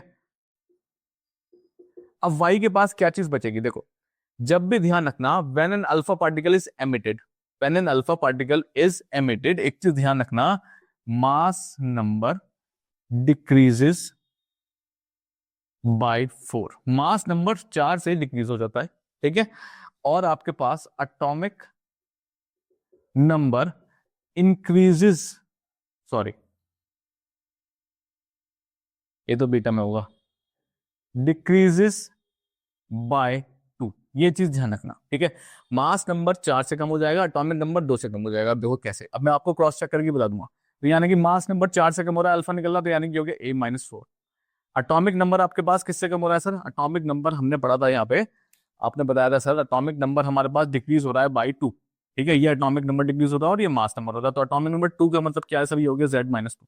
कोई प्रॉब्लम है, कोई भी दिक्कत, इस तरीके से आपके पास होगा। ठीक है, अब क्रॉस चेक करने का तरीका क्या है कि आपने सही किया है नहीं किया है। ठीक है, देखो इसको यहीं छोड़ देते हैं, ये तो हमने इसके बेसिस पे यहाँ बना लिया। अब यहाँ आ जाओ जरा इन दोनों सेक्शंस में, बीच में प्लस का साइन दिख रहा है, हाँ सब दिख रहा है, बहुत बड़ा दिख रहा है ना। देखो सिंपल से क्या करना है, ऊपर वाले पे आ जाओ, इस वाले पे, इसको ले लो जरा, तो कितना होगा, A-4 प्लस 4 कैंसिल हो गया, क्या बचा A, तो वापस A आ गया ना। ये है क्रॉस चेक करने का तरीका कि आपने सही किया है नहीं किया है। ठीक है, नीचे वाले पे आते हैं, यहाँ वाले पे, ये है Z-2, तो यहाँ है लेकिन बीच में प्लस है और बाद में 2 है, +2, ये कैंसिल हो गया, बचा क्या Z, आ गया Z। ये क्रॉस चेक करने का तरीका है, कोई दिक्कत है, समझ में आ गई। एग्जाम्पल ले लेते हैं फटाफट से जल्दी से। अब एक सपोज मैं एक यूरेनियम लेता हूँ 232 और 92। ठीक है, 232 और 92। ठीक, तो ये जो मास नंबर हो गया, ये इसका एटॉमिक नंबर हो गया। यहाँ से एक अल्फा आपको बाहर निकालना है। ठीक है, एक अल्फा पार्टिकल सिक्रेट हो रहा है, तो सर बहुत इजी काम हो गया ये तो, बिल्कुल मैंने कहा बिल्कुल अल्फा पार्टिकल बाहर निकला, तो यानी कि प्रोडक्ट साइड पर एरो किधर आएगा, यानी कि प्रोडक्ट साइड पे आएगा। ठीक है, अब बचेगा क्या सर, 232 में से 4 बाहर निकल गया, तो बचा कितना सर, 232 में से 4 बाहर चला गया, तो बचा कितना, कोई भी नया एलिमेंट बनेगा, सपोज वाई हो गया, ये बनेगा 232 - 4। कोई दिक्कत है, समझ में आ गया, इसी में से तो बाहर गया है ना। तो 232 में से 4 माइनस कर देंगे तो कितना होगा आपके पास, ये हो जाएगा 228। कोई प्रॉब्लम है, कोई दिक्कत, 92 में से सर 2 बाहर आ गया, ये इधर है और ये एरो के इधर, 92 में से 2 बाहर हो गया, बच्चा कितना सर 90, खत्म। इस तरीके से क्वेश्चन करने हैं इसके, कोई भी प्रॉब्लम है किसी को भी, सही है। अब अगर आपके पास 2 अल्फा पार्टिकल एमिट हो रहे हैं, 2, ये तो सिंगल का था, ठीक है। अगर मैं एक और एग्जांपल लेता हूं, अगर मैं कहता हूँ U232 और 92 और ये एमिट कर रहा है 2 अल्फा पार्टिकल्स, ठीक है। तो अगर मैं यहाँ पे ब्रैकेट में इसको थोड़ा हटाते हैं, 2 अल्फा कर देता हूँ। 2 अल्फा का मतलब एक अल्फा जा रहा था तो मास नंबर 4 से कम हो रहा था, 2 जाएंगे तो मास नंबर 8 हो जाएगा, डबल हो जाएगा जस्ट, है ना। तो कितना बचेगा सर, अल्फा 2 2 बाहर आ गए, 4 2 प्लस बचेगा क्या वाई। अब क्या होगा, 232 है, 2 जा रहे हैं, एक जाने पे 4 से कम हो रहा था, यानी कि 228 हो रहा था। कैसे सर, 232 में से 4 माइनस कर दो, बचेगा 228, 92 में से 2 माइनस कर दो, बचेगा 90। कोई दिक्कत है, ठीक है, समझ में आ गई। इन दोनों को अगर मैं ऐड करता हूँ 90 + 2 करूंगा तो कितना आ गया 92, वही आ गया सेम, कोई दिक्कत। इन दोनों को अगर मैं ऐड करूंगा तो कितना आएगा सर 232, वही आ गया सेम। ये क्रॉस चेक करने का तरीका जो मैंने ऊपर बताया था, सही है, कोई दिक्कत। अब अगर 2 निकल रहे हैं, एक पे चार्ज, एक पे तो 4 डिक्रीज हो रहा था एटॉमिक मास, अब 2 निकलेंगे तो मतलब 2 का मतलब सर ये 2 आ रहे हैं, यानी कि एक 42 और एक और 42, तो ये तो 8 होगा सर पूरे मिला के, है ना। तो 232 में से आप क्या माइनस कर दो सर, 8 माइनस कर दो, ठीक है। समझ में आ रहा है क्या हो रहा है, सही है, इतना भारी नहीं है, थोड़ा समझो, ठीक है। तो कितना बचेगा सर 224, ठीक है। तो यहाँ क्या बचेगा सर 224 बच जाएगा। 92 में से कितना माइनस करना है, जब आपके पास एक निकल रहा था तो एटॉमिक नंबर, यानी कि एटॉमिक नंबर नीचे वाला एटॉमिक नंबर 2 से कम हो रहा था, है ना। अब कितने हैं सर, 2 हैं, 2 का मतलब कितने होगा 4, अब 4 से कम होगा, यानी कि -4 होगा। क्या बचेगा सर यहाँ पे 88। कोई प्रॉब्लम है, कोई भी समझ में आ गया किस तरीके हो रहा, ठीक है, समझ में आ गया। तो जब कभी भी अल्फा पार्टिकल एमिट होगा तो इस तरीके से यहाँ पे चेंजेस देखने को मिल जाएंगे। कोई प्रॉब्लम है, कोई भी दिक्कत है, ठीक है। एक और आपके पास यहाँ तक कोई प्रॉब्लम है किसी को, ठीक है, सही। अब बात कर लेते हैं जब बीटा पार्टिकल एमिट होगा तो क्या होगा, ठीक है। ठीक है, बात कर लेते हैं if beta particle is emitted, ठीक है। तो देखो बीटा पार्टिकल का सबसे पहले सिंबल क्या है सर, बीटा पार्टिकल का सिंबल है बीटा -1 और 0, ठीक है, बीटा -1 और 0, ठीक है। इसको हम कंपेयर कर देते हैं और इलेक्ट्रॉन -1 और 0, कोई दिक्कत है, इलेक्ट्रॉन के साथ का थोड़ा कंपैरिजन हो जाता है, कोई प्रॉब्लम है, ठीक। अब सर जब ये एमिट होगा तो क्या होगा, देखो हमने सिंपल से बात है एक्स लिया, इसके ऊपर ए है और यहाँ जेड है, ठीक है। अब जब भी आपके पास एरो पे अगर बीटा पार्टिकल है तो बीटा पार्टिकल क्या हो रहा है सर, एमिट हो रहा है ना। तो क्या बनेगा, एक वाई बन जाएगा, प्लस आपके पास बीटा ऐसे का ऐसे बाहर आ गया। बीटा एमिट होना मतलब ये बीटा बाहर आ गया इधर के पास, ठीक है। एरो पे बीटा है तो मतलब एमिट हो रहा है, तो आपको यहाँ निकालना पड़ेगा, कोई दिक्कत है। लेकिन यहाँ पे मास नंबर 0 है, 0 का मतलब क्या समझ में आया, यानी कि मास नंबर डिक्रीज नहीं हो रहा, ना ही इंक्रीज हो रहा है, तो मास नंबर तो ऐसे रहने वाला है, ठीक है। तो एक चीज ध्यान रखो, जब भी आपके पास बीटा पार्टिकल एमिट होता है तो mass number does not changes, ठीक है। तो mass number remains same, remains same, ठीक है। तो मास नंबर कहीं भी चेंज नहीं होगा, मास नंबर आपके पास क्या रहने वाला है, सेम रहने वाला है, बिल्कुल जैसा था वैसे ही रहेगा, कोई दिक्कत नहीं, ठीक है। लेकिन लेकिन लेकिन एटॉमिक नंबर की अगर बात करें सर, एटॉमिक नंबर की अगर बात करें तो sir atomic number increases by 1। अब सर ये इंक्रीज क्यों हो रहा है ये तो बता दो, है ना। वहां पर तो डिक्रीज था, यहाँ इंक्रीज क्यों हो रहा है, हमने कहा हाँ बिल्कुल देखते हैं कैसे हो रहा है ना। चलो भाई लॉजिकली देखते हैं ना, ऐसे तो पढ़ने से फायदा नहीं है ना। देखो लॉजिकली कैसे होगा, यहाँ पे z है, ठीक है, और यहाँ पे क्या है -1 है, यहाँ पे क्या है -1, ठीक है। अब देख एक बात समझो, अगर मैं यहाँ पर z-1 लिखता हूं, मैं आपको क्रॉस चेक करने का तरीका बताता हूं। अगर मैं यहाँ पे z-1 लिखता हूं, यानी कि अगर मैं इसको जैसे हमने अल्फा का किया था, मैं इसको डिक्रीज कर देता हूं, मान लो चलो सर यहाँ पे 1 है तो मैं डिक्रीज कर देता हूं इसको, है ना। तो अब जरा एक बार देखना जरा यहाँ क्या बनेगा, z-1 बीच में क्या है प्लस, और ये -1 पहले से यहाँ पे है ना। तो कितना हो गया z-1 प्लस माइनस माइनस, ये तो बन गया सर z-2, और z-2 थोड़ी बन रहा है यहाँ पे, यहाँ तो z है। अगली बात समझ में, हमें यहाँ पर अगर दोनों को ऐड करते हैं तो हमारे पास z आना चाहिए। जैसे कि a + 0 करूंगा, यहाँ पे a + 0 करूंगा तो कितना आ गया a, भाई बिल्कुल सही है, कोई दिक्कत नहीं है। जो रिएक्टेंट जो प्रोडक्ट साइड पे है दोनों की पावर से ऐड करके रिएक्टेंट साइड की पावर पे आना चाहिए। मैंने कहा हाँ बिल्कुल आ रहा है, आ रहा है, लेकिन यहाँ थोड़ी आ रहा है, यहाँ तो z-2 है, यहाँ खाली z है सर, समझ में आई बात, ठीक है। तो सर इसको कैसे करना है, अब देखो सिंपल सी बात, तो हमने z-1 रखा था, नहीं आया, हमारा आंसर नहीं आया। हम क्या काम करते हैं सर, इसमें छोटा सा एक चेंज कर देते हैं, हम यहाँ -1 की जगह +1 लगा देते हैं। +1 का मतलब अब ये इंक्रीज हो गया है, पहले z था +1 हो गया, अब देखो दोनों को ऐड करना भाई, z+1 बीच में प्लस है ये वाला प्लस, ठीक है, और आगे कौन है -1, ठीक है। z+1 प्लस माइनस -1 कैंसिल हो गए, बचा क्या Z, आ गया Z। कोई भी प्रॉब्लम है किसी को भी, समझ में आ गया, ठीक है। इसी वजह से एटॉमिक नंबर क्या होता है यहाँ पे, इंक्रीजेस बाय 1। कोई दिक्कत, ठीक है। सिंपल सा केस है। एग्जांपल अगर हम ले लेते हैं, यूरेनियम के ले लेते हैं 232 और 92। अगर एक बीटा पार्टिकल एमिट हो रहा है तो क्या बनेगा सर, एक्स वाई बन जाएगा प्लस, ठीक है। देखो बुक में यहाँ पे थोरियम लिखा है, ठीक है, तो आपको थोरियम पता है तो ठीक है, अच्छी बात है, वरना आप एक्स वाई लिख के आ सकते हैं, कोई ऐसी दिक्कत नहीं है, ठीक है। ठीक, कोई प्रॉब्लम है, सही है। तो यहाँ पे क्या निकल जाएगा, बीटा निकल जाएगा 0-1। बस करने का तरीका ठीक होना चाहिए आपका, आपको जो वैल्यूज एटॉमिक नंबर और मास नंबर निकालोगे ना, वो बिल्कुल सटीक होना चाहिए, एकदम ठीक, ठीक है। तो हमें पता है सर, जब बीटा पार्टिकल निकलता है तो मास नंबर तो वैसे ही रहता है जितना था, लेकिन एटॉमिक नंबर सर 1 से बढ़ जाता है तो 90, ठीक, खत्म। 1 से इंक्रीज हो जाएगा 90 + 1 कितना हो जाएगा, 93, दी एंड। कोई दिक्कत है। अब देखो, अगर मैं इन दोनों को ऐड कर देता हूं तो कितना आ गया, 232 + 0 कितना आ गया सर, 232 आ गया, बिल्कुल सही है, बिल्कुल। रिएक्ट प्रोडक्ट साइड पे जो पावर्स हैं वो बिल्कुल रिएक्टेंट साइड की पावर के मैच करें, क्यों, क्योंकि ये दोनों इसी के अंदर से तो निकल रहे हैं, इसी के तो पार्ट नहीं है, तो दोनों ऐड अप करके वापस यही बनना चाहिए। ये चीज ध्यान रखो, क्रॉस चेक करने का तरीका, ठीक है। 92 - 1 है तो 93 माइनस प्लस -1 कर देते हैं। 93 प्लस माइनस माइनस, ये क्या होगा आपके पास, 92, खत्म। आ गया सर 92 वापस, वही आ गया। रिएक्टेंट साइड में एटॉमिक नंबर ऐड करने पे, प्रोडक्ट साइड पे एटॉमिक नंबर ऐड करने पे जिससे वो टूटा है वही बन रहा है, 92 यहाँ है, 92 यहाँ है, खत्म। दोनों साइड बैलेंस, दोनों साइड बैलेंस, देखो 92 यहाँ 92 यहाँ, बैलेंस है, बैलेंस है, कोई दिक्कत है, समझ में आ गई बात, ठीक है। इस तरीके से क्वेश्चन सॉल्व होंगे, सही है। कोई भी परेशानी है किसी को, कोई भी दिक्कत है, ठीक है। एक एग्जाम्पल और लेते हैं, आपके पास U232 है और 92 है। मैं आपसे कह रहा हूं कि आपके पास 3 बीटा पार्टिकल्स एमिट हो रहे हैं, 3 बीटा पार्टिकल्स एमिट हो रहे हैं। तो एक बीटा पार्टिकल एमिट होने पर अगर यहाँ y लगा देते हैं और यहाँ 3 बीटा निकाल देते हैं, 3 बीटा निकल गए। एक के एमिट होने पर एटॉमिक नंबर 1 से बढ़ रहा था, 3 के एमिट होने पर किससे बढ़ेगा, 3 से बढ़ जाएगा सर, बिल्कुल सही है ना। तो यहाँ पे मास नंबर तो सर सेम रहना है 232, एटॉमिक नंबर जो 92 है वो 3 से बढ़ जाएगा, तो अब कितना हो जाएगा सर, 95, खत्म, दी एंड। कोई भी प्रॉब्लम है, एक बार ऐड होगा 93, फिर दूसरे का एक और ऐड हुआ तो कितना हो गया 94, फिर एक और ऐड हुआ कितना हो गया आपके पास 95, तो फाइनल कितना हो 95। और के किसका था, 3 बीटा पार्टिकल का है, ठीक है। कोई प्रॉब्लम है, 3 बीटा पार्टिकल का मतलब समझ लो, एक यहाँ निकला बीटा पार्टिकल, एक यहाँ निकला, एक यहाँ निकला, ठीक है। कोई दिक्कत, समझ में आ गई बात, ठीक है। इस तरीके से बीटा पार्टिकल के क्वेश्चन सॉल्व होंगे, कोई प्रॉब्लम है, ठीक है। अभी हम एक सबका एक साथ करेंगे। अब हम करेंगे गामा में कोई चेंजेस नहीं होते, तो गामा का कोई नहीं है, ना तो इंक्रीज होगा ना ही डिक्रीज होगा, बिल्कुल 0-0 है। गामा में कोई डिफरेंसेस नहीं है, कुछ भी डिफरेंसेस नहीं है, ठीक है। अब मैं इन दोनों को कंबाइन करके आपको बताता हूँ क्वेश्चन कैसे सॉल्व होना है, ठीक है। ये तो बेसिक हो गया, अब क्वेश्चन कैसे सॉल्व होंगे वो हम क्वेश्चन ले लेते हैं और क्वेश्चन सॉल्व करते हैं, ठीक है। तो आपको आइडिया हो जाएगा कि ये होगा कैसे, ठीक है। चलो,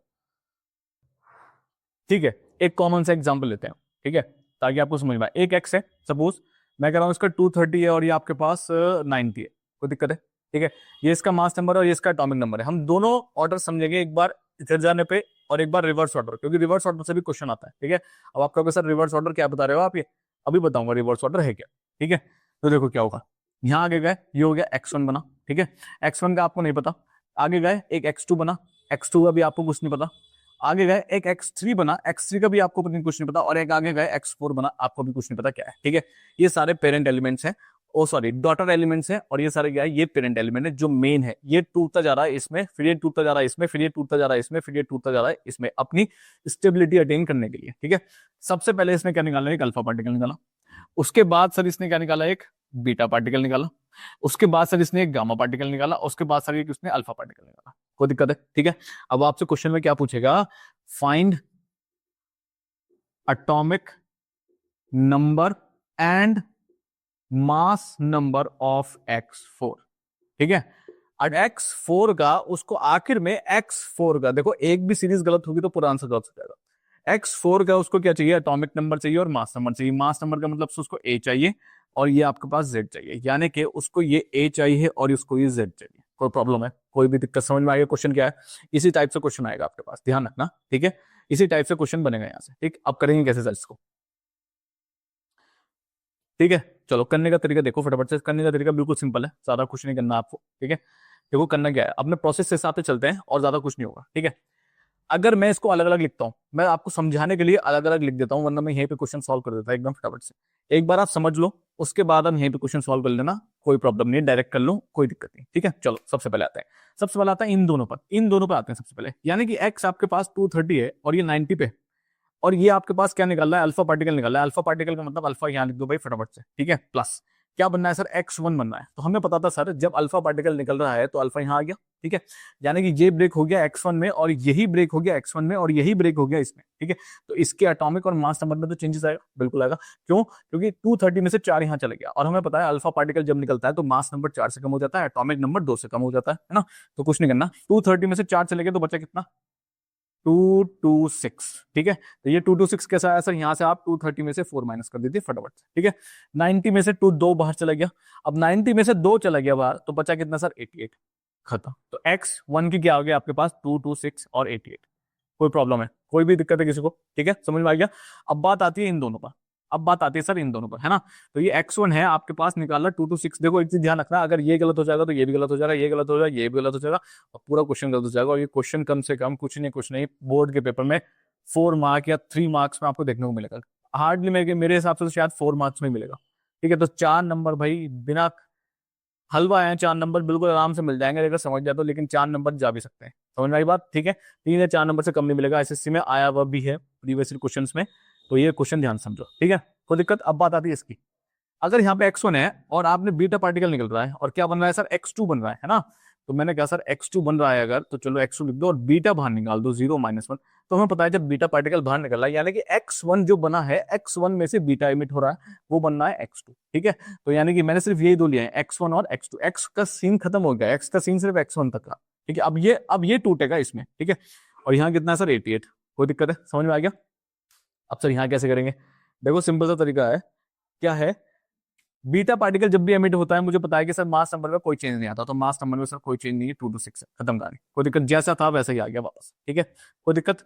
अब मुझे पता है एटॉमिक नंबर में जब बीटा पार्टिकल निकलता है, एक का इंक्रीमेंट हो जाता है। एक का इंक्रीमेंट का मतलब कितना हो गया सर, 89। दी एंड, छुट्टी, कोई भी दिक्कत नहीं है। ठीक है, तो 88 में एक इंक्रीमेंट कर दो, 89। 89 में से -1 माइनस, 89 में से क्रॉस चेक करने का तरीका, 89 में से -1 करोगे तो कितना आएगा सर, 88। 226 को प्लस करोगे 0 से तो कितना आएगा सर, 226। दोनों बराबर है, यानी कि रिएक्टेंट साइड पे और प्रोडक्ट साइड पे दोनों की पावर चेक कर लो, दोनों की पावर सेम होनी चाहिए। इन दोनों को ऐड करके ये आना चाहिए, इन दोनों को ऐड करके ये आना चाहिए। तो ऐड करने का मतलब हम तरीका पढ़ के आए, प्लस -1 करेंगे, 89 -1 हो गया, 88 बिल्कुल सेम आ गया। कोई भी दिक्कत नहीं है, क्रॉस चेक करने का तरीका है, कोई प्रॉब्लम है? ठीक है, अच्छा, तो यहाँ आपके पास बन गया 226 और ये आ गया आपके पास 89। कोई प्रॉब्लम है यहाँ तक? कोई भी दिक्कत? सही है, कोई भी दिक्कत हो कमेंट सेक्शन में ड्रॉप करें विदाउट हेजिटेशन के। ठीक है, और हाँ कुछ बच्चे नाइट्रिक एसिड मांग रहे हैं, नाइट्रिक एसिड का मैं बिल्कुल अभी बहुत जल्द अपलोड हो जाएगा, आज या कल में। ठीक है, कोई दिक्कत? तो 226 हो गया, 89 हो गया, तो हमारे पास ये भी मिल गया। अब बात आती है इस पे, है ना। देखो इस पे कुछ भी करने की ज्यादा जरूरत नहीं है, क्यों? क्योंकि मुझे पता है गामा जब निकलता है तो गामा का 0 है, कोई भी चेंज नहीं होने वाला गामा के रेस्पेक्ट में। ठीक है, तो यानी कि x2 हो गया ये 226 89, और ये बन जाएगा x3, वो भी 226 होगा, 89 होगा, प्लस गामा ऐसे कैसे बाहर निकल जाएगा 0, खत्म। कोई प्रॉब्लम है? ठीक है, तो कोई चेंजेस नहीं आता गामा के बेसिस पे, तो यानी कि 226 ही वापस यहाँ पे आ जाएगा, और सर 89 ही वापस यहाँ पे आ जाएगा, कोई भी चेंजेस नहीं करने वाले। कोई प्रॉब्लम है? ठीक है, अब बात आती है लास्ट स्टेज की जो आपके पास है। लास्ट स्टेज में आपसे पूछ रहा है, यही तो पूछ रहा है आपसे, है ना। लास्ट स्टेज में क्या हो जाएगा, x3 226 और आपके पास क्या है 89, ये दे रहा है एक अल्फा पार्टिकल। ठीक है, तो अल्फा पार्टिकल के लिए 4 2 निकल जाएगा, प्लस आपके पास बनना है x4। तो हमें पता है अब अल्फा पार्टिकल अगर बाहर निकल रहा है सर, तो सर अल्फा पार्टिकल आपने बताया था कि अल्फा पार्टिकल निकलता है तो मास नंबर 2 4 से कम हो जाता है। तो 226 पहले से, ये 226 में से 4 माइनस कर दो सर फटाफट से, और थोड़ी कुछ करना है इन लोग। तो कितना हो गया, 2 2 2, खत्म कहानी। तो कितना आ गया, 2 डबल डबल। कोई प्रॉब्लम है? और सर जो आपके पास एटॉमिक नंबर है उसमें से 2 कम कर देते हैं, है ना। तो ये 89 है बेटे, तो ये बन जाएगा 87, खत्म। तो फाइनल आंसर सर हमारे पास क्या होगा, फाइनल आंसर हमारे पास होगा 222, और आपके पास Z आपके पास होगा 87, खत्म। दी एंड, छुट्टी। कोई भी प्रॉब्लम है? ठीक है, कोई भी दिक्कत है? ये आपके पास फाइनल आंसर है, ये है, खत्म। इतना प्रोसेस आपको करके दिखाना पड़ेगा। ठीक है, सही है। अगर आप यहीं पे कर सकते हो, ये तो मैंने समझाने के लिए बता दिया, वरना आप डायरेक्ट भी कर सकते हैं, इसमें कोई प्रॉब्लम नहीं है। ठीक है, कोई भी प्रॉब्लम? ठीक है, कैसे? 230 90 अल्फा निकल रहा है, 230 में से 4 माइनस कर दो, यहीं पे 4 माइनस कर दो, यहाँ पे 2 माइनस कर दो। अब मैं शॉर्ट तरीका बता रहा हूँ, सिंपल एकदम, ठीक है। 230 माइनस 4 करेंगे 226 आ जाएगा, 90 माइनस 2 करेंगे 88 आ जाएगा, खत्म रन, ठीक है। उसके बाद 226 है, बीटा पार्टिकल है, 226 ऐसी कैसी रहेगा, 88 में क्या कर दो सर, +1 कर दो, क्या बन गया सर 89। हमें पता है अल्फा पार्टिकल में एटॉमिक नंबर से 1 में राइज हो जाता है, कोई दिक्कत, ठीक है। अब यहाँ जाओ, गामा पार्टिकल है 226 है, 226 में अगर कुछ नहीं होता, यानी कि अगर मैं +0 करूंगा तो भी आएगा, +0 करूंगा तो भी आएगा, कोई चेंजेस नहीं होने वाले, ठीक है। फिर सीधा आ जाओ, 226 है, अल्फा पार्टिकल निकल रहा है, इस 226 में से 4 माइनस कर दो, इसमें से 2 माइनस कर दो, खत्म। ये शॉर्ट तरीका है, खत्म। कोई प्रॉब्लम है, कोई भी दिक्कत, तो पहले मुझे डिटेल में समझाना था ताकि आपके लॉजिक क्लियर हो जाए, उसके बाद आप शॉर्ट में आप आराम से कर सकते हैं, कोई दिक्कत। लॉजिक क्लियर होंगे तो फिर आप शॉर्ट भाग जाएंगे, वरना डायरेक्ट शॉर्ट करेंगे तो आप कंफ्यूज होकर खत्म कर देंगे कि यार ये मैंने करा था लेकिन हुआ कैसे था, आपको लॉजिक नहीं पता ना, वो लॉजिक ये है, ठीक है। कोई दिक्कत, आगे बात समझ में, ठीक है, समझ में आ गया। इस तरीके से क्वेश्चन होना है, ठीक है। अब रिवर्स ऑर्डर में कर लेते हैं। अभी हमने क्या काम किया, अभी हमने, हमारे पास ये गिवन था और ये गिवन था, हमने वो निकाल लिया। अब क्वेश्चन में आपको ये गिवन होगा और आपको वापस रिवर्स ऑर्डर में चलना है, ठीक है। तो रिवर्स ऑर्डर में क्या करेंगे, ये तो स्ट्रेट है, यानी कि ये है आपके पास लेफ्ट टू राइट, ये आपके पास है लेफ्ट टू राइट, सीधा सीधा, ठीक है। अब हम पढ़ेंगे राइट टू लेफ्ट क्या होगा। रिवर्स ऑर्डर में बहुत बच्चे गलत कर देते हैं, अब देखो कैसे, चलो। अब देखो इस वाले क्वेश्चन में क्या करना है, ठीक है। ये क्वेश्चन रिवर्स ऑर्डर में चलेगा, ठीक है। यहां ध्यान रखना, ये क्वेश्चन जो चलेगा आपके पास वो चलेगा रिवर्स ऑर्डर में, ठीक है। यानी कि जो आप इधर से आते हुए माइनस करते आ रहे थे या प्लस करते आ रहे थे, वो अब आपको उल्टा करना पड़ेगा, रिवर्स कर दो उसका पूरा रिवर्स कर दो। अब कैसे सर, देखो ये यहां से ब्रेक हो रहा है, एक्स ब्रेक हो रहा है x1 में, x1 ब्रेक हो रहा है x2 में, x2 ब्रेक हो रहा है x3 में, और x3 ब्रेक हो रहा है x4 में। इससे पहले वाले क्वेश्चन में हमने x4 निकाला था, ये दोनों वैल्यूज हमें गिवन थी, है ना। अब इस क्वेश्चन में क्या कह रहा है, इस क्वेश्चन में आपको x4 दे दिया गया है 206 और 82, ठीक है। अब आपको निकालना क्या है, हमको अब ये चाहिए, ठीक है। अब हमको क्या चाहिए, यहां से ये चाहिए और ये वाला चाहिए, ये दोनों चीज चाहिए, ठीक है। अब हम उल्टे ऑर्डर में चलेंगे, सबसे पहले आते हैं उल्टे ऑर्डर में। देखो समझ पा, ये वाला ब्रेक हो रहा है, इसमें एरो तो आगे की तरफ है ना, तो ये तो ब्रेक हो रहा है। अब देखो कैसे करेंगे इसको, यहाँ देते हैं, पहले लॉजिक समझते हैं। x3 ये ब्रेक हुआ आपके पास, ठीक है। किसमें हुआ सर, ये x4 में हुआ, जिसकी वैल्यू है 206 और 82, प्लस अल्फा पार्टिकल है तो इसके इस x4 के साथ निकलेगा अल्फा पार्टिकल, ये ध्यान रखना, कोई दिक्कत है, सही है। अब सर ये कैसे निकलेगा x3, मैंने क्या बताया था, रिएक्टेंट साइड ये रहा सर, प्रोडक्ट साइड ये रहा, दोनों की पावर से ऐड करके ये बनेगा, है ना। तो कितना हो गया, 206 प्लस कर दो 206 प्लस 4, कितना हो गया सर 210। तो ये वैल्यू कितनी आ गई 210। अब देखो यहाँ पे मैंने माइनस नहीं किया, इसको निकालने के लिए मैंने प्लस किया, 206 प्लस 4 कितना आ गया 210। कोई दिक्कत है, यहाँ से कितना होगा, बीच में प्लस दिख रहा है, ये प्लस, मैं खुद से अपने पास से प्लस नहीं करता, ये रहा प्लस बीच में, ठीक है। तो कितना हो गया 82 प्लस 2 कितना हो गया सर 84। आप समझ में आया, रिवर्स ऑर्डर में हम प्लस कर रहे हैं, समझ में आया वो क्यों कर रहे हैं, वो इस तरीके से कर रहे हैं, लॉजिक आपके सामने है, ठीक है। तो कितना बन जाएगा, ये आपके पास x3 बन जाएगा 210 और ये हो गया 84। कोई प्रॉब्लम है, कोई भी दिक्कत है किसी को भी, समझ में आ गया, समझ में आ गया, कोई भी प्रॉब्लम है, ठीक है। अब बात आती है किसकी, इन दोनों की, अब बात आती है यहां पर इन दोनों की, ठीक है। अब इसको ले आते हैं, x2 है वो एरो आगे की तरफ है, एरो आगे की तरफ, देखो एरो पे ध्यान देना, एरो अगर आगे की तरफ है तो यानी कि x2 ब्रेक हो रहा है, यानी कि ये x2 ब्रेक हो रहा है। आ गई बात समझ में, ये एरो की तरफ भी ध्यान देना, कई बार बोर्ड एरो भी अपोजिट कर सकता है, समझ में आई बात, नहीं तो एरो पे ध्यान देना ध्यान से, ठीक है। एरो किधर है, ठीक है, तो एरो का मतलब आगे की तरफ है, यानी ये ब्रेक हो रहा है, ठीक है। किस में ब्रेक हो रहा है सब, ये हो रहा है x3 में, और बीटा पार्टिकल निकल रहा है, तो बीटा का मतलब क्या हो गया, 0 और माइनस में, ठीक है। क्योंकि जब ये ब्रेक हो रहा है तो यानी कि बीटा पार्टिकल ये क्या कर रहा है सर, एमिट कर रहा है, कोई दिक्कत है, ठीक है। तो यहाँ आ गया, अच्छा x3 की वैल्यू हमने निकाल रखी है 210 और 84, कोई दिक्कत है, ठीक। प्लस कर दो 210 प्लस 0, 210 ही आ गया। अब यहाँ पे आ जाओ जरा, यहाँ पे 84 प्लस, और ये वैल्यू कितनी है -1, तो कितना हो गया 84 प्लस माइनस कितना आ गया सर 83। तो ये वैल्यू कितनी होगी सर 83। कोई प्रॉब्लम है, कोई भी दिक्कत, समझ में आया किस तरीके से कर दिया मैंने, सही है। तो यानी कि x2 की वैल्यू कितनी होगी 210 और आपके पास कितना हो गया 83। आ गई बात समझ में, कोई भी दिक्कत, सही है, ठीक, समझ में आ गया। इन दोनों को ऐड अप करके मैंने ये निकाला है, और ये -1 था तो ये प्लस है, ये 84 प्लस -1, तो ये 84 प्लस -1, प्लस माइनस क्या हो गया माइनस, तो 84 - 1 कितना हो गया सर 83। कोई भी प्रॉब्लम, ठीक है। बात आती है आपके पास x1 की, यहाँ पे गामा निकल रहा है, तो सर मुझे पता है गामा में तो कोई चेंज नहीं होता, 0 0 होता है ना, तो जो ये आएगी वही आएगी 210 और ये आ गया 83, कोई दिक्कत है। अब फाइनल पे आ जाते हैं सर, ये फाइनल वाला क्या सीन है, एरो आगे की तरफ है यानी कि x1 ब्रेक हो रहा है, यानी कि x ये है आपके पास, ठीक है, ये कितना हो जाएगा x1, ये आपके पास है 210 और ये आपके पास 83 और एक अल्फा पार्टिकल बाहर आ रहा है इतना, कोई दिक्कत, प्लस कर दो 210 प्लस 4, ठीक है, तो ये 210 प्लस 4 हो गया, कितना हुआ 214, यहां से 83 प्लस -1 था ना वहां पे, लेकिन यहाँ पे +2 है, तो ये +2 हो गया, तो कितना हो गया सर 85, कोई दिक्कत है, तो यानी कि ए की वैल्यू कितनी आएगी सर, ए की वैल्यू आएगी 214, जेड की वैल्यू कितनी आएगी, जेड की आएगी सर 85, खत्म। कोई भी प्रॉब्लम, कोई भी दिक्कत है किसी को भी इस क्वेश्चन को करने में,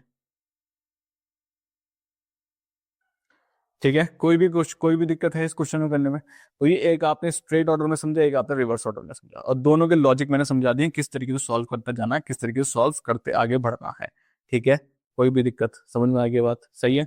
तो ये आपके पास है रेडियो एक्टिविटी के रेडियो एक्टिव डिके, यानी कि जब अल्फा निकलता है तो क्या होगा, बीटा निकलता है तो क्या होगा, और गामा निकलता है तो क्या होगा, एक निकलेगा तो क्या होगा, दो निकलेंगे तो क्या होगा, तीन निकलेंगे तो क्या होगा, प्लस अगर सीरीज में कंटिन्यूस आपके पास चेंजेस हो रहे हैं न्यूक्लियस में तो क्या होगा, कोई प्रॉब्लम है, आगे बढ़ जाए आप, ठीक है, चलो, ठीक, सेक्शन के एंड में आपको एमसीक्यूज मिल जाएंगे इस चैप्टर के और पीवाईक्यूज मिल जाएंगे, ठीक है, चलो फिर आगे बढ़ते हैं फटाफट से, सही, चलो जी, दो रिएक्शंस आपके पास हैं जनरली, इनको भी देख लेते हैं।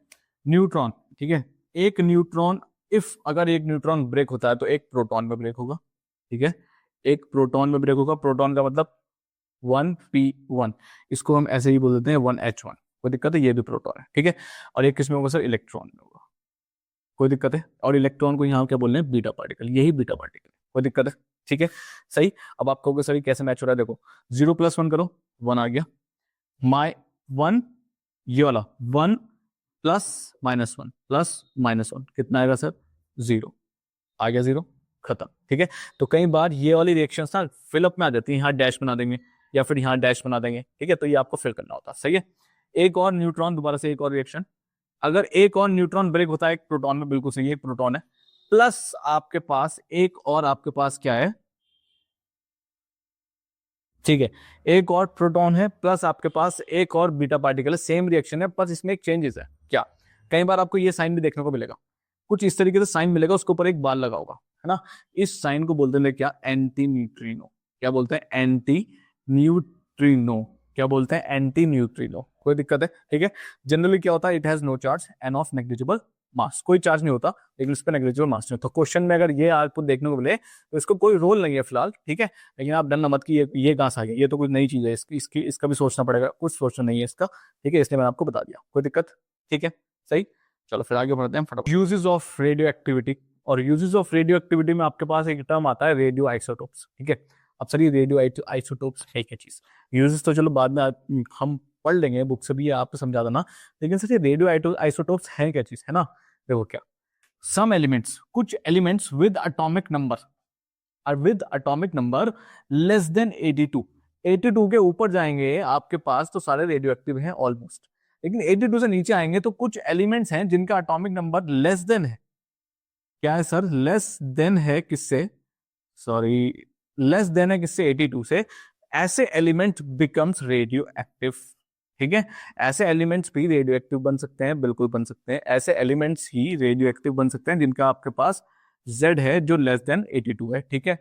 लेकिन इफ, कब बन सकते हैं सर, जब number of neutrons exceeds number of protons, कोई दिक्कत है, यानी कि न्यूट्रॉन्स ज्यादा हो जाए और प्रोटॉन्स कम हो जाए, उस कंडीशन पे n exceeds number of protons, ठीक है, कोई दिक्कत है, उस कंडीशन पे ये बन सकते हैं आपके पास रेडियो एक्टिव आइसोटोप्स, कोई दिक्कत, ठीक है, यानी कि न्यूट्रॉन्स के नंबर ज्यादा हो जाए, प्रोटॉन्स के नंबर कम हो जाए, ठीक, ये चीज ध्यान रखना है यहाँ पे, सही है।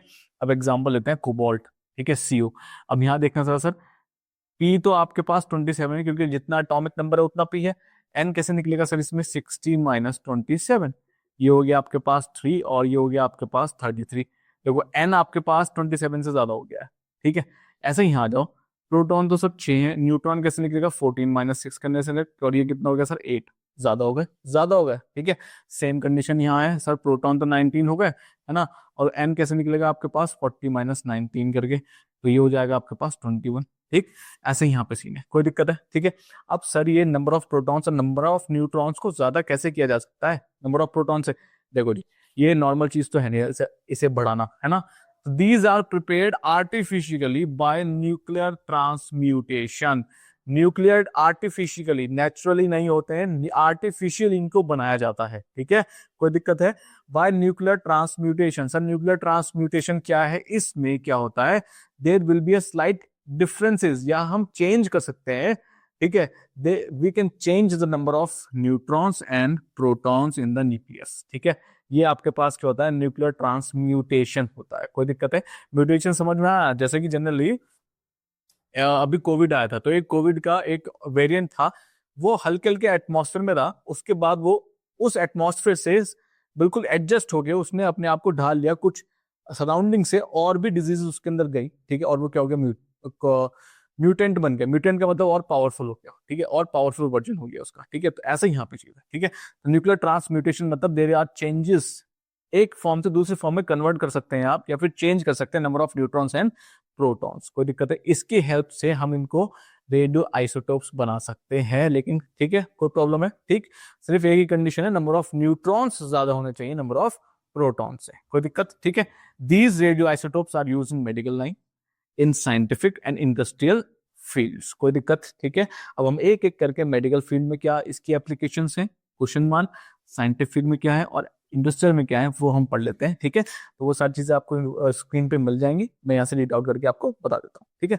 चलो मेडिकल फील्ड में आते हैं, तो many diseases such as leukaemia, leukaemia means blood cancer, ठीक है, जिसको ब्लड कैंसर होता है जनरली वो ल्यूकीमिया, ठीक है, और cancer etcetera are cured by radiotherapies, gamma radiations obtained from cobalt 60, cobalt 6 समझ में आ गया, ये वाला, यहां से गामा रेडिएशन से निकलेंगे, क्योंकि रेडियो एक्टिव बन चुका है आर्टिफिशियल न्यूक्लियर ट्रांसम्यूटेशन से। जब ये बन चुका है, अब ये 3 एमिट करेगा, अल्फा बीटा गामा, तो यहां से जो गामा रे निकलेगी दैट इज यूज्ड, ठीक है, for killing the cancer cells, ठीक है, एंड ठीक, for radiotherapy radiations must always penetrate the human skin, ठीक है, कोई प्रॉब्लम है। तो यहां से ये वाला जो कोबाल्ट सेक्शन है ना, ये मेडिकल लाइन में यूज होता है फॉर ट्रीटमेंट ऑफ कैंसर, ठीक है। तो ये मेडिकल लाइन में फॉर ट्रीटमेंट ऑफ कैंसर, कोई दिक्कत, ठीक, बाय रेडियोथेरेपी, समझ में आ गया, कोई दिक्कत है, ठीक है, कोई प्रॉब्लम।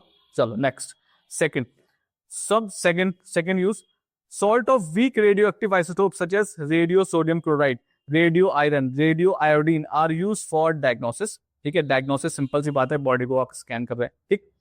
और such radio isotopes are called tracers, इन्हीं रेडियो आइसोटोप्स को हम बोलते हैं ट्रेसर्स। ट्रेसर्स यहां पर किसकी बात की जा रही है सर? यहां पे बात की जा रही है रेडियो NaCl की, रेडियो आयरन की, जो हमने बनाए हैं बाय न्यूक्लियर ट्रांसम्यूटेशन से।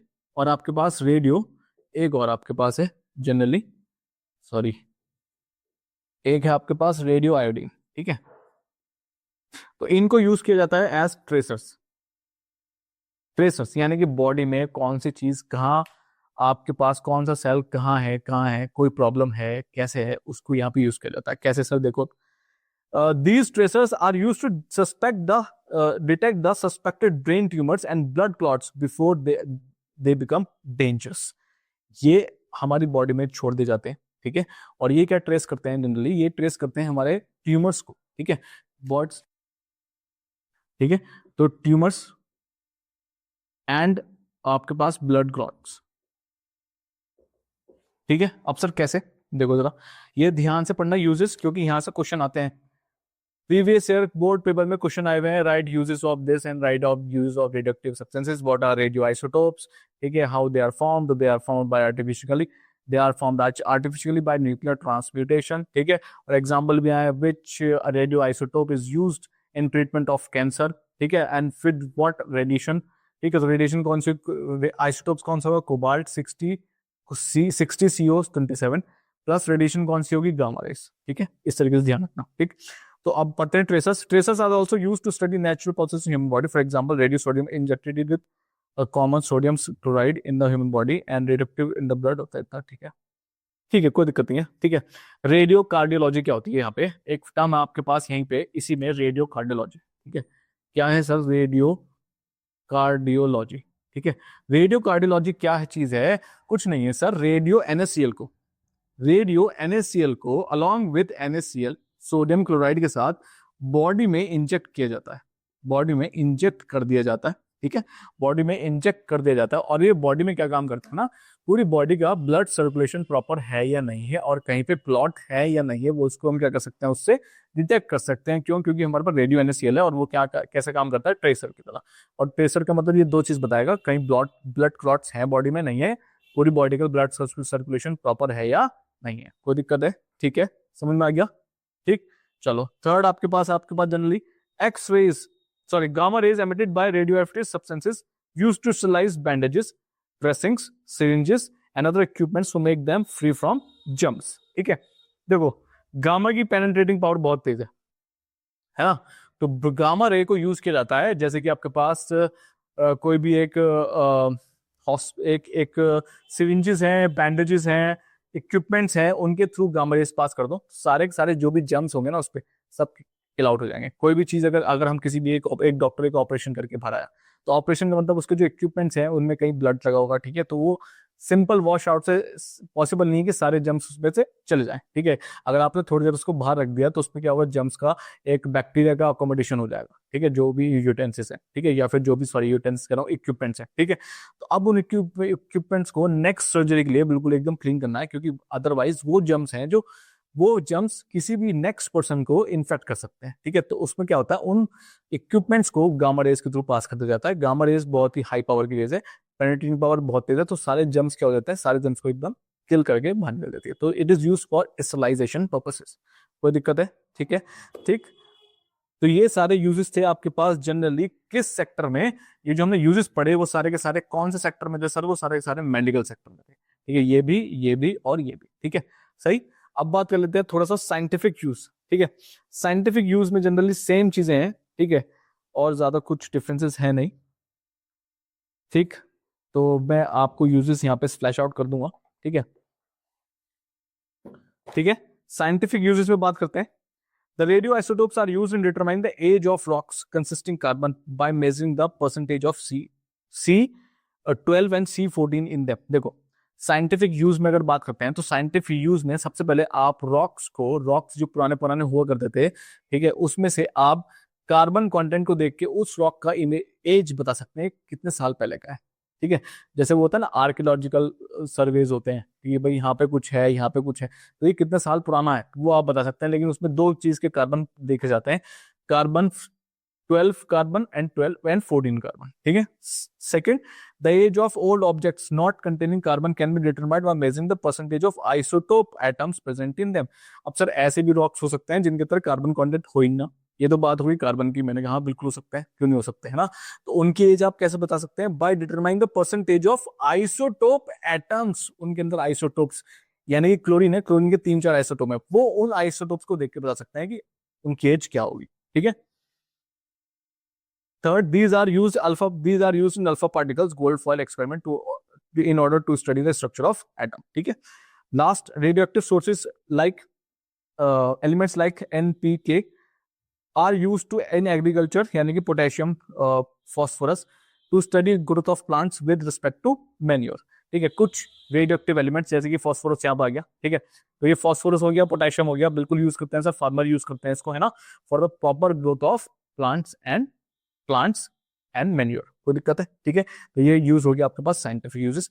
बात करते हैं लास्ट इंडस्ट्रियल यूजेस में ये कहाँ यूज होता है. देखो, to avoid the accommodation of charge on moving parts of machines due to friction, radioactive isotopes are used. Due to ionization effect, charges accommodated on the moving parts will be neutralized.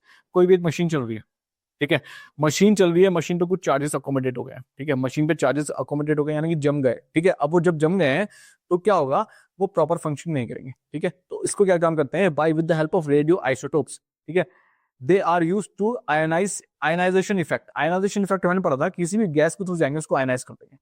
यानी कि कोई भी charges उसके ऊपर बैठ गए हैं तो जब वो उसके चार्जेस के थ्रू पास जाएंगे, क्योंकि आयनाइजिंग पावर होती है इनके पास, कौन सी होती है sir ionising power? Alpha, alpha की सबसे ज्यादा है। तो वो जैसे चार्जेस के अंदर जाएगा ना, चार्जेस को तुरंत ब्रेक कर देगा उनके आयंस में, ठीक है।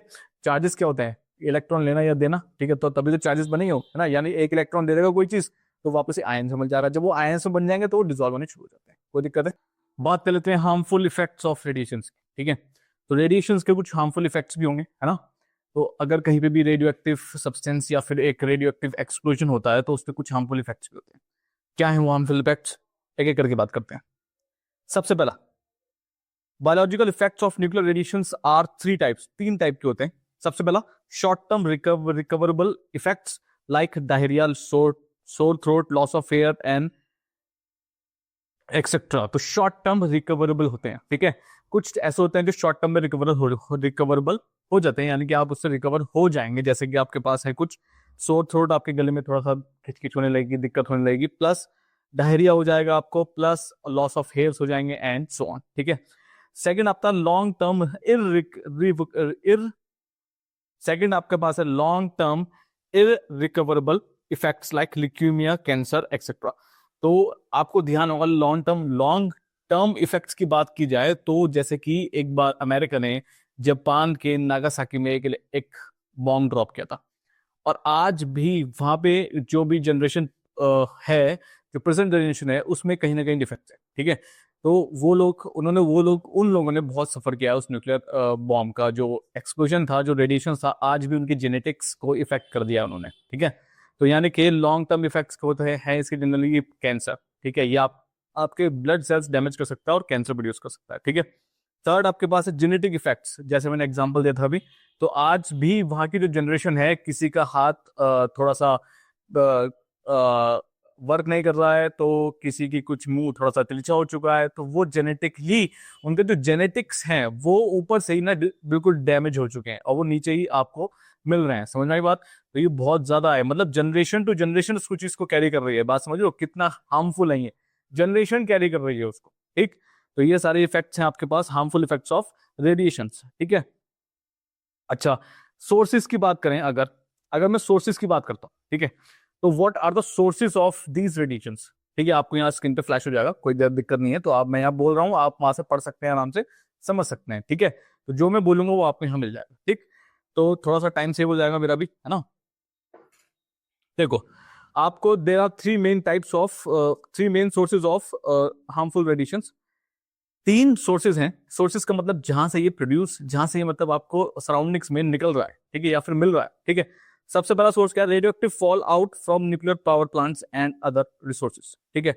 जैसे कि न्यूक्लियर पावर प्लांट जनरली किसके लिए यूज होते हैं? फॉर प्रोड्यूसिंग इलेक्ट्रिसिटी, ठीक है। लेकिन जो उनका वेस्ट प्रोडक्ट है, जो चीजें बच रही हैं, वो डायरेक्टली किया जा रहा है, उनको रिलीज किया जा रहा है। जो आपके पास रूलिंग अथॉरिटी है, या फिर जिसे कहना चाहिए जो उस चीज के ऊपर काम कर रहे हैं, जो उसको प्रोड्यूस कर रहे हैं, वो इतना ध्यान नहीं दे रहे हैं, वो डायरेक्टली क्या है, सराउंडिंग्स में उसको डिस्पोज कर दे रहे हैं। समझ में आई बात? ठीक है। तो the nuclear power plants act as a major source of electricity in the world. In case of accident occurs, the reactor of these plants and radioactive will escape into the atmosphere in large amounts. अब क्या होगा? जैसे कि मैंने बताया, electricity produce हो रही है, कोई दिक्कत नहीं, वेस्ट मटेरियल वो डायरेक्टली ज्यादा, आजकल क्या है ना, देखो कोई भी ज्यादा सिंसियरली काम नहीं कर रहा है, ठीक है। उनको कोई मतलब नहीं है, सिर्फ उनको अपने चीज से फायदा होना चाहिए, ठीक है। तो जनरली क्या होता है, अगर थोड़ा सा भी रेडियो एक्टिव पावर प्लांट्स में, बहुत जगह ऐसा हुआ है कि साइट्स पे पावर प्लांट्स लगाने चाहे, लेकिन वहां पे लोगों ने प्रोटेस्ट किया उसके अगेंस्ट। ऐसा क्यों? अगर जरा सा भी न्यूक्लियर पावर प्लांट में से, न्यूक्लियर जो एलिमेंट्स हैं उनमें से जरा सा भी, जरा बहुत लिटिल अमाउंट में भी अगर लीकेज होता है कहीं भी, तो वो रेडिएशन आसपास के सराउंडिंग पर फैल जाएंगे। समझ रहे बात? सबसे बड़ा खतरा तो यही है। तो जब रेडिएशन आसपास के सराउंडिंग में फैल जाएंगे, अल्फा बीटा एंड गामा, तो वो ह्यूमन की जेनेटिक्स प्लस ह्यूमन स्किन को भी डैमेज कर सकते हैं। तो उसका इफेक्ट बहुत लॉन्ग टर्म या शॉर्ट टर्म तक देखने को मिल सकता है, ठीक है। तो इसी वजह से सबसे पहले सोर्स जो है आपके पास ये है, और उसका हार्मफुल इफेक्ट भी है, ठीक है। सोर्स जनरली क्या है? न्यूक्लियर पावर प्लांट्स को लोग इलेक्ट्रिसिटी के लिए प्रोड्यूस कर रहे हैं, लेकिन जरा सा भी लीकेज होगा उसमें तो उसके भी कुछ हार्मफुल इफेक्ट, ठीक है, सही है। सेकंड पॉइंट आता है न्यूक्लियर वेस्ट, जिसपे हमने बात कर ली अभी, ठीक है। जैसे कि एक न्यूक्लियर रिएक्टर वर्क करता है तो उसमें न्यूक्लियर रॉड्स होती हैं, है ना।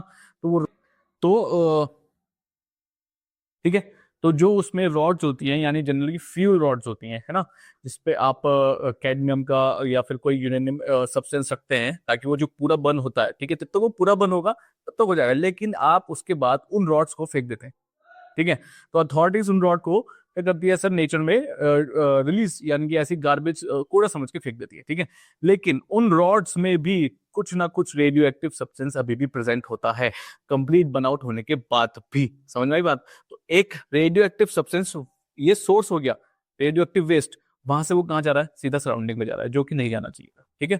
थर्ड आपके पास क्या है, कॉस्मिक रेडिएशंस एंड एक्सरेस, और जो आपके पास थर्ड सोर्स है इनका वो है कॉस्मिक रेडिएशंस एंड एक्सरेस, ठीक है। Cosmic radiations from the sun enter the earth atmosphere from outer space. Out of these radiations, substantial amount of uncharged radiations like gamma rays and X-rays etc. enter the earth atmosphere. ठीक है, और यही चीजें यहाँ पर हमारे atmosphere को कर रही है, हार्म कर रही है, कोई दिक्कत है, ठीक है। तो ये बात थी harmful effects of radio active या फिर न्यूक्लियर रेडिएशंस की, प्लस सोर्सेज, इनके सोर्सेज क्या क्या है, ठीक है। चलो फिर आगे बढ़े, बात करते हैं बैकग्राउंड रेडिएशंस। अभी सर ये बैकग्राउंड रेडिएशंस है क्या चीज, है ना। बैकग्राउंड रेडिएशंस, अब बैकग्राउंड रेडिएशंस है क्या सर, देखो बैकग्राउंड रेडिएशन जनरली क्या चीज है, these are radioactive radiations, जैसे कि अल्फा बीटा एंड गामा, ठीक है। बट देखो बैकग्राउंड रेडिएशंस की बात करते हैं, तो बैकग्राउंड रेडिएशन जनरली है क्या सर, है ना। अगर मैं बैकग्राउंड रेडिएशंस की बात करता हूं यहां पर, देखो ये चीजें ना आपको पढ़नी पड़ेंगी, हार्मफुल इफेक्ट्स ऑफ रेडिएशंस, ठीक है, जो मैंने समझा दिया है, प्लस सोर्सेस, क्योंकि ये कई बार 2-3 नंबर पे पूछी जाती है, तो इनको छोड़ के मत जाना, वो गलती से भी छोड़ के मत जाना, ठीक है। बैकग्राउंड रेडिएशंस की बात करते हैं, तो ये रेडिएशंस ही है, ये रेडियो एक्टिव रेडिएशंस ही है। और कौन सी सर, रेडियो एक्टिव रेडिएशन कौन सी थी, अल्फा बीटा एंड गामा, ठीक है, अल्फा बीटा एंड गामा है, to which we are exposed. ये ऐसी रेडिएशंस हैं जिसपे हम एक्सपोज तो हैं, but in absence of any radioactive element, कोई रेडियो एक्टिव एलिमेंट है नहीं, लेकिन फिर भी हम ये रेडिएशंस फील कर रहे हैं, यानी कि हमारी बॉडी, हम फील भी ना करें लेकिन हमारी बॉडी इन रेडिएशंस को एक्सपोज्ड है, यानी कि हमारे अंदर से जा सकती है और आ सकती है। मेरी बात समझ में आ गई, ठीक है। तो ये होती है बैकग्राउंड रेडिएशंस, ठीक है, ठीक है। सोर्सेज क्या है इसके, सर दो सोर्सेज हैं इसके, ठीक है। सोर्सेज आपके पास जनरली दो सोर्सेज पे क्लासिफाइड है, बैकग्राउंड रेडिएशन सोर्सेज दो हैं। सबसे पहला आपके पास आता है इंटरनल, ठीक है, दूसरा आता है आपके पास एक्सटर्नल, ठीक है। एक्सटर्नल की पहले बात कर ले थोड़ा सा, तो एक्सटर्नल कुछ नहीं है, कॉस्मिक रेज है जो कि सन से आ रही है, ठीक है, प्लस आपके पास कॉस्मिक रेज के एक्सेप्टर कुछ है, बिल्कुल है सर, ठीक है। दूसरा natural and artificial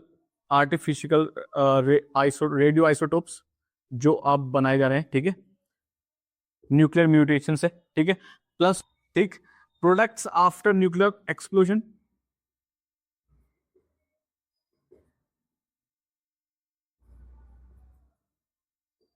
nuclear explosion के बाद के जो प्रोडक्ट्स बच गए हैं वो हो सकते हैं, ठीक है। तो प्लस का मतलब समझ लो, यहाँ पे कॉमन लगा देना, ठीक है, ये भी हो सकता है, ये भी हो सकता है सर, और ये अगर मैं प्लस हटा देता हूं तो ये भी हो सकता है, तीन तो ये हो गए, और कोई है, ठीक है।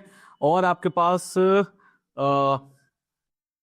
कुछ ट्रेसेस हो सकते हैं ऑफ रेडियो एक्टिव एलिमेंट जो कि रॉक्स में फाउंड हो सकते हैं, ठीक है, फाउंड इन रॉक्स।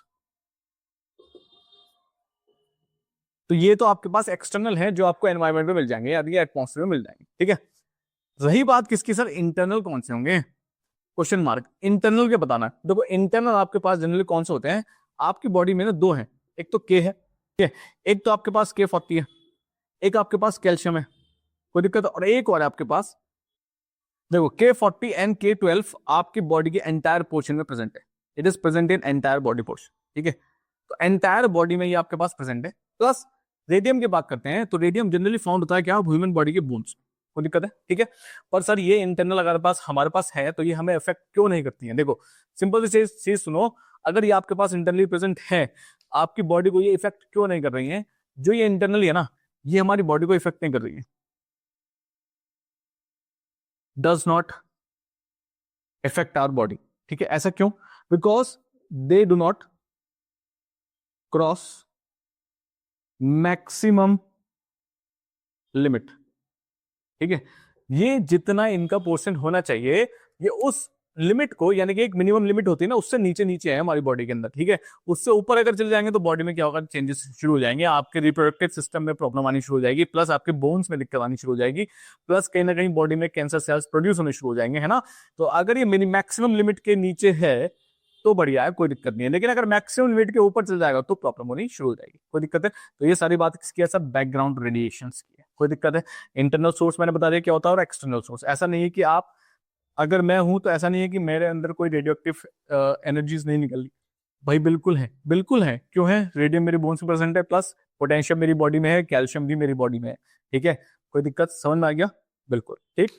चलो और आगे सेफ्टी प्रिकॉशंस की बात करें अगर, ठीक है। तो अगर हम बात करते हैं सेफ्टी प्रिकॉशंस की, देखो safety rules of for handling radio active materials, ठीक है। तो कुछ रूल्स हैं for handling radio active material, कुछ हमारे पास प्रिकॉशंस होने चाहिए। और ये देखो क्वेश्चन ध्यान समझना, ये वाले हार्मफुल इफेक्ट्स और ये सब प्रिकॉशंस, बैकग्राउंड रेडिएशंस, ये आपके पास बोर्ड में पूछे गए हैं, 2 या 3 नंबर में पूछे गए हैं। तो इनको ऐसा मत सोचना कि ये तो बहुत ही है, हम कर लेंगे आराम से, लिख देंगे वहां पे, वहां लिख के नहीं जाएंगे, तो इससे पढ़ के जाना आराम से, ठीक है। सबसे पहला सेफ्टी प्रिकॉशंस में सबसे पहले बात करें आपके पास, they should be put on lead lined aprons and lead gloves, ठीक है। तो जो भी आपके पास साइंटिस्ट या फिर जो भी कोई रेडियोएक्टिव, चाहे वो डैम, चाहे वो रेडियोएक्टिव प्लांट हो, चाहे वो रेडियोएक्टिव वेपन्स में काम हो रहा हो, ठीक है। तो जो भी वहां पे काम कर रहे हैं उनके पास सबसे पहले क्या होना चाहिए, एक लेड एप्रन होना चाहिए, प्लस लेड के ग्लव्स होने चाहिए, ताकि लेड एप्रन आपकी बॉडी को बचाता है from being expose to radioactive rays, ठीक है, अल्फा बीटा एंड गामा, ठीक। दूसरी चीज, they should handle the radioactive materials with long lead tongs, ठीक है। तो जो भी चीज काम कर रहे हैं, जो भी साइंटिस्ट वहां काम कर रहे हैं, या जो भी लोग काम कर रहे हैं, तो रेडियोएक्टिव सब्सटेंसेस को आप अपने हाथ से ना उठाएं। You should use a lead ही यूज करना है, लेड के आप बड़े बड़े टोंग्स उठाएं, उससे उसको पिकअप करें और फिर कहीं रखें, ठीक है। Third, the safety limit of each type of radiation is known, therefore they must take care to ensure that no one is exposed beyond the safety limit, ठीक है। क्या होना चाहिए ना, एक सेफ्टी लिमिट आपको पता होनी चाहिए कि रेडिएशन की एक मिनिमम लिमिट है क्या, ये कहां तक हमें इफेक्ट कर सकती है, उसके अगर आगे जाएगी तो बिल्कुल ही मामला खत्म हो जाएगा, है ना। तो उस लिमिट तक, उस लिमिट से पीछे पीछे अब आप अपने आप को कुछ ना कुछ करके प्रोटेक्ट कर सकते हो, लेकिन उसके आगे नहीं, ठीक है, कोई दिक्कत। The radioactive substance must be kept in lead thick lead containers with a very narrow openings, ठीक है, so as to stop radiations coming out from their own directions। देखो रेडियोएक्टिव सब्सटेंसेस को आपको एक लेड कंटेनर्स में रखना होना चाहिए, लेकिन लेड कंटेनर्स के ना नैरो ओपनिंग होनी चाहिए। नैरो ओपनिंग का मतलब सपोज ये है, समझ गए होंगे वैसे तो आप, ये है आपके पास, ये इतना सही ओपनिंग होनी चाहिए, और यहाँ, ठीक है, ये लेड का कंटेनर हो गया। तो क्या है, रेडिएशंस बहुत कम बार आएंगी, ठीक है, और उससे आप आराम से बच जाओगे। लेकिन अगर पूरे ही खोल दोगे तो एकदम से सारी आ जाएंगी, फिर आप जो आपकी सेफ्टी मिनिमम लिमिट है ना वो भी क्रॉस हो जाएगी, ठीक है। अच्छा, और अगर हम बात करते हैं safety measures in establishment of nuclear power plant, nuclear power plant अगर आपको कहीं एस्टेब्लिश करना है तो कौन से सेफ्टी मेजर्स आपको लेने होंगे, ठीक है। ये तो जनरल बात थी, रेडियोएक्टिव मटेरियल्स को आप कैसे हैंडल करेंगे, जो हमने बात की अभी सेफ्टी मेजर्स। लेकिन अगर आपको कहीं भी न्यूक्लियर पावर प्लांट सेटअप करना है तो कौन से सेफ्टी मेजर्स हैं जो आप कर सकते हैं। देखो सबसे पहला, nuclear reactor of power plant must be shielded with lead and steel walls so as to stop radiations from escaping out from the environment in a normal place। सबसे पहली बात क्या होनी चाहिए, जो भी आपके पास आपका जो सेटअप है या भी जो आपका न्यूक्लियर पावर प्लांट है, तो जो उसकी बाउंड्रीज हैं, ठीक है, वो कवर्ड होनी चाहिए किससे, लेड या फिर स्टील से, ताकि वो उस उतने में ही रेडिएशन है उससे बाहर ना जाए। क्योंकि उससे बाहर क्या है, नॉर्मल पीपल, लोग, normal civilians, they are residing in their houses, तो अगर वो बाहर जाएंगे तो वो इफेक्ट करने शुरू कर देंगे, ठीक है। Second, nuclear reactors must be housed in any airtight buildings of strong concrete structure which can withstand earthquakes, fire and explosions। भाई न्यूक्लियर रिएक्टर ऐसी जगह पे बनना चाहिए जहां पर वो बिल्डिंग अर्थक्वेक्स, फायर या फिर एक्सप्लोजन्स जैसी चीजों को हैंडल कर सके, यानी कि विदस्टैंड, यानी कि बर्दाश्त कर सके। अगर नहीं कर पाएगा तो क्या होगा, बस्ट आउट हो जाएगा। बस्ट आउट होने का मतलब क्या है, रेडिएशन फैल सब जगह फैल जाएंगे, ठीक है, तो वो लॉस है बहुत ज्यादा।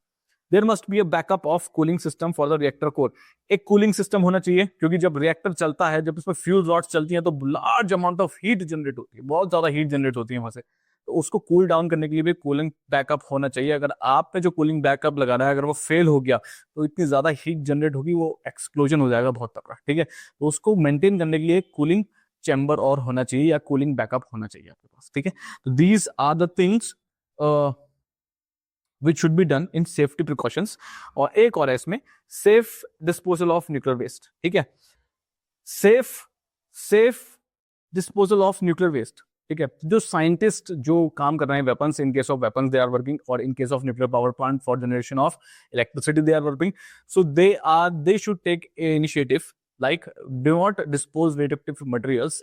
ऐसे ही कहीं भी डिस्पोज नहीं कर देना है उसको, है ना, कि कहीं भी आपने रख दिया, बिकॉज जो आसपास की ह्यूमन पॉपुलेशन है वो उससे इफेक्ट हो सकती है because of radiation emitted as alpha beta and gamma. ठीक है, तो आपको एक काम करना है, उसके लिए क्या करना है, उस चीज को ना एक केस में पैक करो, चाहे लाइट का केस हो चाहे वो कोई भी हो। अगर आपको किसी भी चीज को डिस्पोज करना है, जो भी रेडियोएक्टिव वेस्ट है उसको डिस्पोज करना है, ठीक है, भले ही उसमें रेडियोएक्टिव एलिमेंट नहीं है लेकिन कहीं ना कहीं थोड़ा बहुत तो रह जाता है। ठीक है, तो उसको आप केस में डिस्पोज करो। प्लस जो यूजलेस माइंस है आपके पास, या फिर जो भी आपके पास जनरली एक यूजलेस स्पेस है, उसमें जाके आराम से उसको स्टोर कर दो। वो भी अंडरग्राउंड भी हो सकता है, कोई प्रॉब्लम नहीं है। ठीक है, तो ये आपके पास जनरली क्या होना चाहिए, न्यूक्लियर वेस्ट को आप ऐसे कहीं नहीं फेंक सकते, उसको आपको सही से मैनेज करना चाहिए। ठीक है, तो ये सारी बात थी आपके पास radio active elements plus radiations plus आपके पास plus background radiations plus safety precautions. ठीक है, ठीक, तो ये बात होती है यहीं पर खत्म। अब हम बात करते हैं कुछ आपके पास जनरली न्यूक्लियर एनर्जी की। ठीक है, एक और चीज थोड़ा सा मेंशन करना चाहूंगा मैं यहाँ पर। ठीक है, बैकग्राउंड रेडिएशंस में नेचुरल सोर्सेज हो गए आपके पास, आर्टिफिशियल सोर्सेज में generally include x rays, medical imaging, nuclear testing, cigarette smoke, accidents at nuclear power sites, burning of fossil fuels and fluorescents in science. ठीक है, तो इंटरनल एक्सटर्नल हमने पढ़ा, प्लस उसके बाद नेचुरल भी है और उसके बाद आर्टिफिशियल भी है कुछ। ठीक है, तो आप इसको प्लीज चेकआउट कर सकते हैं। ठीक, और पोटेशियम 40 और कार्बन 14 के बारे में हमने पढ़ लिया है। ठीक, they are obtained by humans from the food they consume and are present inside the body as they are internal sources। ये हमने पहले बात कर ली थी। ठीक है, तो कुछ चीजें हैं यहाँ पर। ठीक है, और एक और चीज, the effect of different radiations on human tissues is measured in the unit of savoured. ठीक है, एसवी। ठीक है, तो इसको अगर कितना ह्यूमन टिश्यूज पे इफेक्ट हुआ है वो किस यूनिट में मेजर होता है, वो जनरली मेजर होता है आपके पास सेवर्ड। ठीक है, सेवर्ड एसवी। ठीक है, तो नॉर्मल सी चीजें कभी आएगा नहीं, लेकिन फिर पता होना चाहिए। ठीक है, एक चीज और है आपके पास, कार्बन डेटिंग क्या होती है सर, है ना, कार्बन डेटिंग आपके पास है, आपके पास आर्गन डेटिंग है आपके पास बुक में। ठीक है, तो ये दो चीजें और हैं आपके पास। कार्बन डेटिंग का मतलब क्या हो गया सर, कार्बन डेटिंग जनरली क्या है, कार्बन डेटिंग कहाँ कहाँ प्रेजेंट है, देखो जो भी आपके पास प्लांट का जो रिमेनिंग पार्ट है, यानी कि जो डेड पार्ट है, प्लस जो ह्यूमन बॉडी का डेड पार्ट है, ठीक है, वो डिके हो रहा है। डिके होने का मतलब बहुत साल बाद किसको मिल गया। ठीक है, तो उसमें कार्बन अभी भी प्रेजेंट है। उस कार्बन से हम क्या बता सकते हैं सर, एज बता सकते हैं। एज किसी भी प्लांट की बता सकते हैं, प्लस किसी भी वुड की बता सकते हैं, प्लस किसी भी ह्यूमन की बता सकते हैं कि कितना साल पुराना है वो। ठीक है, इसे बोलते हैं कार्बन डेटिंग। क्यों, क्योंकि हमें इससे क्या मिलेगा, C14 मिलेगा। ठीक है, और उस C14 से हम पता लगा सकते हैं कि कितना साल पुराना है। ठीक है, कोई दिक्कत। आर्गन डेटिंग क्या होता है, आर्गन डेटिंग जनरली क्या होता है, एज ऑफ रॉक्स पे काम आता है। ठीक है, ये जनरली कहाँ आता है सर, एज ऑफ रॉक्स पे बताने में काम आता है। ठीक है, तो मैं एक बार इसको पढ़ देता हूँ। ठीक है, और किसके बेसिस पे सर, पोटेशियम 40 के बेसिस पे। किसके बेसिस सर, पोटेशियम 40 के बेसिस पे। ठीक है, तो ये सारी चीजें आपको पता होनी चाहिए। ठीक, और ठीक है, इसमें से फिलहाल इतना ही है। ठीक है, अब हम बात करेंगे न्यूक्लियर एनर्जी की। ठीक है, देखो न्यूक्लियर एनर्जी में हम दो चीजों की बात करेंगे, न्यूक्लियर फिजन और फ्यूजन। ठीक है, और दोनों ही इंपॉर्टेंट है। ठीक, दोनों में से क्वेश्चन बनेंगे, फ्यूजन में से भी और फ्यूजन में से भी। चलो देखते हैं। ठीक, बात करते हैं न्यूक्लियर फिजन। ठीक है, न्यूक्लियर फिजन क्या चीज है, देखो फिजन कुछ नहीं है। फिजन वो चीज है जहां पे हैवी न्यूक्लियस, एक है बड़ा सा nucleus, it breaks into, it splits और ब्रेक्स। ठीक है, it breaks into two small nuclei of nearly same size. ठीक है, दो छोटे छोटे न्यूक्लियाई में ब्रेक हो जाएगा of nearly same size. Nearly का मतलब रफली दोनों का साइज ऑलमोस्ट सेम होगा, कोई थोड़ा सा बड़ा हो सकता है, कोई थोड़ा सा छोटा हो सकता है। ठीक है, कोई दिक्कत।